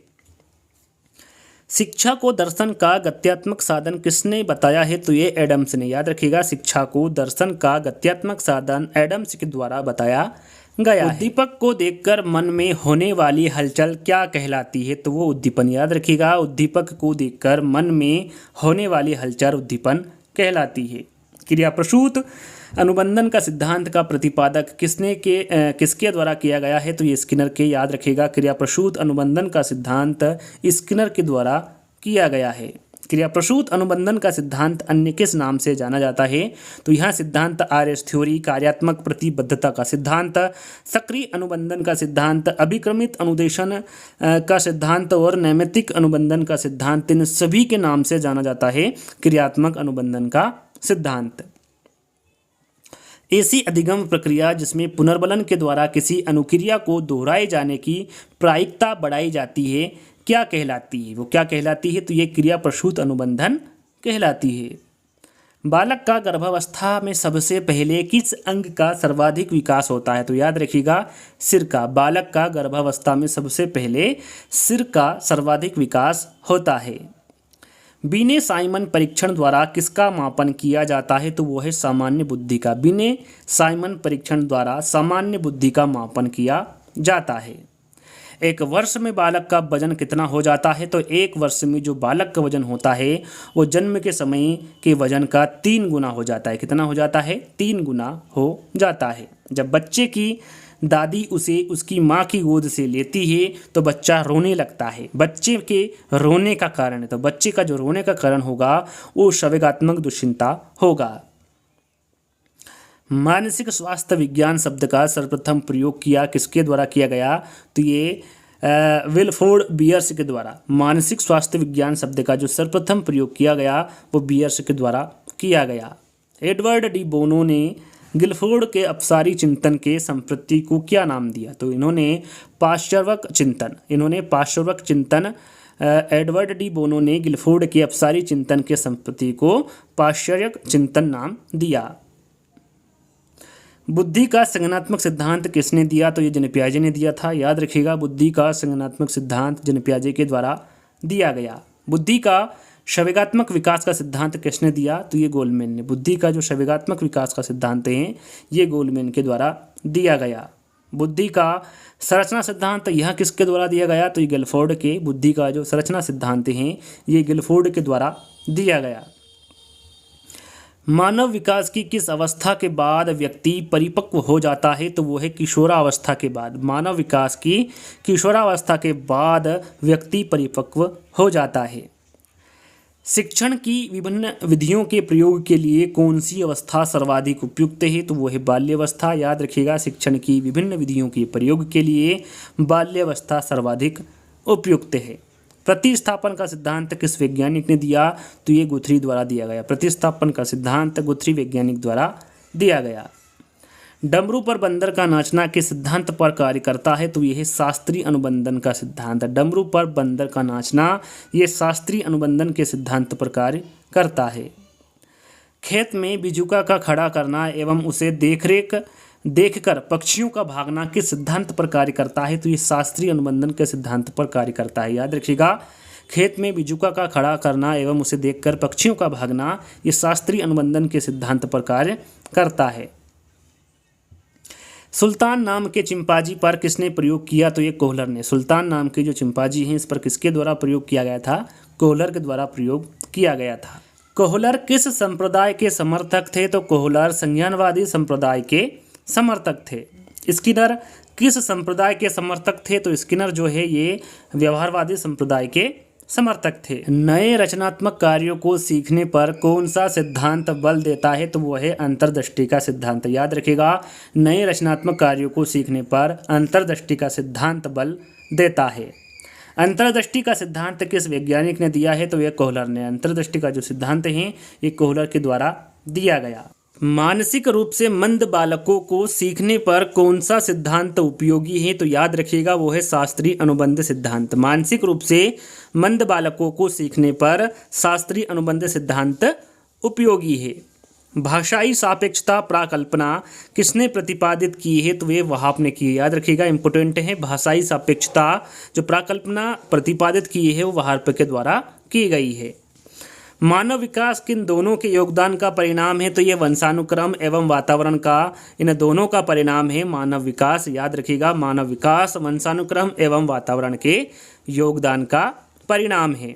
प्राथमिक विद्यालयों के बालकों के लिए निम्न में से किसे बेहतर मानते हैं? तो वह है स्वयं के द्वारा किया गया अनुभव। प्राथमिक विद्यालयों के बालकों के लिए स्वयं के द्वारा किया गया अनुभव बेहतर मानते हैं। जिस प्रक्रिया में व्यक्ति दूसरों के व्यवहार से सीखता है, ना कि प्रत्यक्ष अनुभव से, को कहा जाता है, क्या कहा जाता है? तो उसे सामाजिक अधिगम कहा जाता है। वाइगोत्स्की बच्चों को सीखने में निम्नलिखित में से किस कारक की महत्वपूर्ण भूमिका पर बल देते हैं? तो वो है सामाजिक। याद रखिएगा, वाइगोत्स्की बच्चों को सीखने में सामाजिक कारक की महत्वपूर्ण भूमिका पर बल देते हैं। आवश्यकता का पद सोपान सिद्धांत किसने दिया है? तो ये अब्राहम मास्लो द्वारा दिया गया है। आवश्यकता का पद सोपान सिद्धांत अब्राहम मास्लो के द्वारा दिया गया है। मैं कौन हूँ, मैं क्या हूँ आदि जैसी प्रबल भावनाएं बालक के विकास की किस अवस्था की सूचक होती है? तो ये है किशोर अवस्था। मैं कौन हूँ, मैं क्या हूँ आदि जैसी प्रबल भावनाएं बालक के विकास की किशोरावस्था की सूचक होती है। विकास कभी न समाप्त होने वाली प्रक्रिया है। यहाँ विचार के सिद्धांत से संबंधित है, तो ये निरंतरता का सिद्धांत है। विकास कभी न समाप्त होने वाली प्रक्रिया है। यहाँ विचार निरंतरता के सिद्धांत से संबंधित है। शरीर में सबसे लंबी हड्डी का नाम क्या है? तो शरीर में जो सबसे लंबी हड्डी होती है उसका नाम है फीमर, जो कि जांघों में होती है। सबसे छोटी हड्डी का नाम क्या है शरीर में? तो वह स्टेपीज। ये कहाँ पर होती है? तो ये कान में होती हैं। शरीर की सबसे मजबूत हड्डी का नाम क्या है? तो वो है मैंडिबुला। ये कहाँ पर होती हैं? तो ये जबड़े में होती है। याद रखिएगा, मैंडिबुला जो कि जबड़े में होती हैं, ये शरीर की सबसे मजबूत हड्डी होती हैं। बालक का विकास 6 वर्ष व 11 वर्ष तक लगभग कितने प्रतिशत हो जाता है? तो 6 वर्ष की बात करें तो 90% हो जाता है, और 10 वर्ष की बात करें तो 95% लगभग बालक का विकास हो जाता है। शिक्षा का अधिकार 2009 के तहत निजी विद्यालय को कितने प्रतिशत सीट आरक्षित करना अनिवार्य होगा? तो यह है 25%। आप सभी को पता होगा 25% सीट आरक्षित करना अनिवार्य होगा। बालक सबसे पहले क्या बोलता है? तो बालक सबसे पहले व्यंजन बोलता है। व्यंजन में क्या बोलता है? वहाँ सबसे पहले माँ शब्द बोलता है, और माँ क्या है? एक व्यंजन शब्द है, तो आप यहाँ पर व्यंजन राइट आंसर लगा सकते हैं। पिछड़ा बालक वहाँ है जो अपने अध्ययन के मध्यकाल में अपनी कक्षा का कार्य जो उसकी आयु के अनुसार एक कक्षा नीचे का है करने में असमर्थ रहता है। यहाँ किसने कहा? तो ये सीरियल बर्टे के द्वारा कहा गया। समस्यात्मक बालक उन बालकों के लिए प्रयोग किया जाता है जिनका व्यवहार अथवा व्यक्तित्व बात में गंभीर रूप से असामान्य होता है। यहाँ कथन किस मनोवैज्ञानिक का है? तो यहाँ कथन वैलेंटाइन का है। वह बालक जो समाज द्वारा स्वीकृत आचरण का पालन नहीं करता अपराधी कहलाता है। यहाँ किसने कहा? तो ये हीली के द्वारा कहा गया।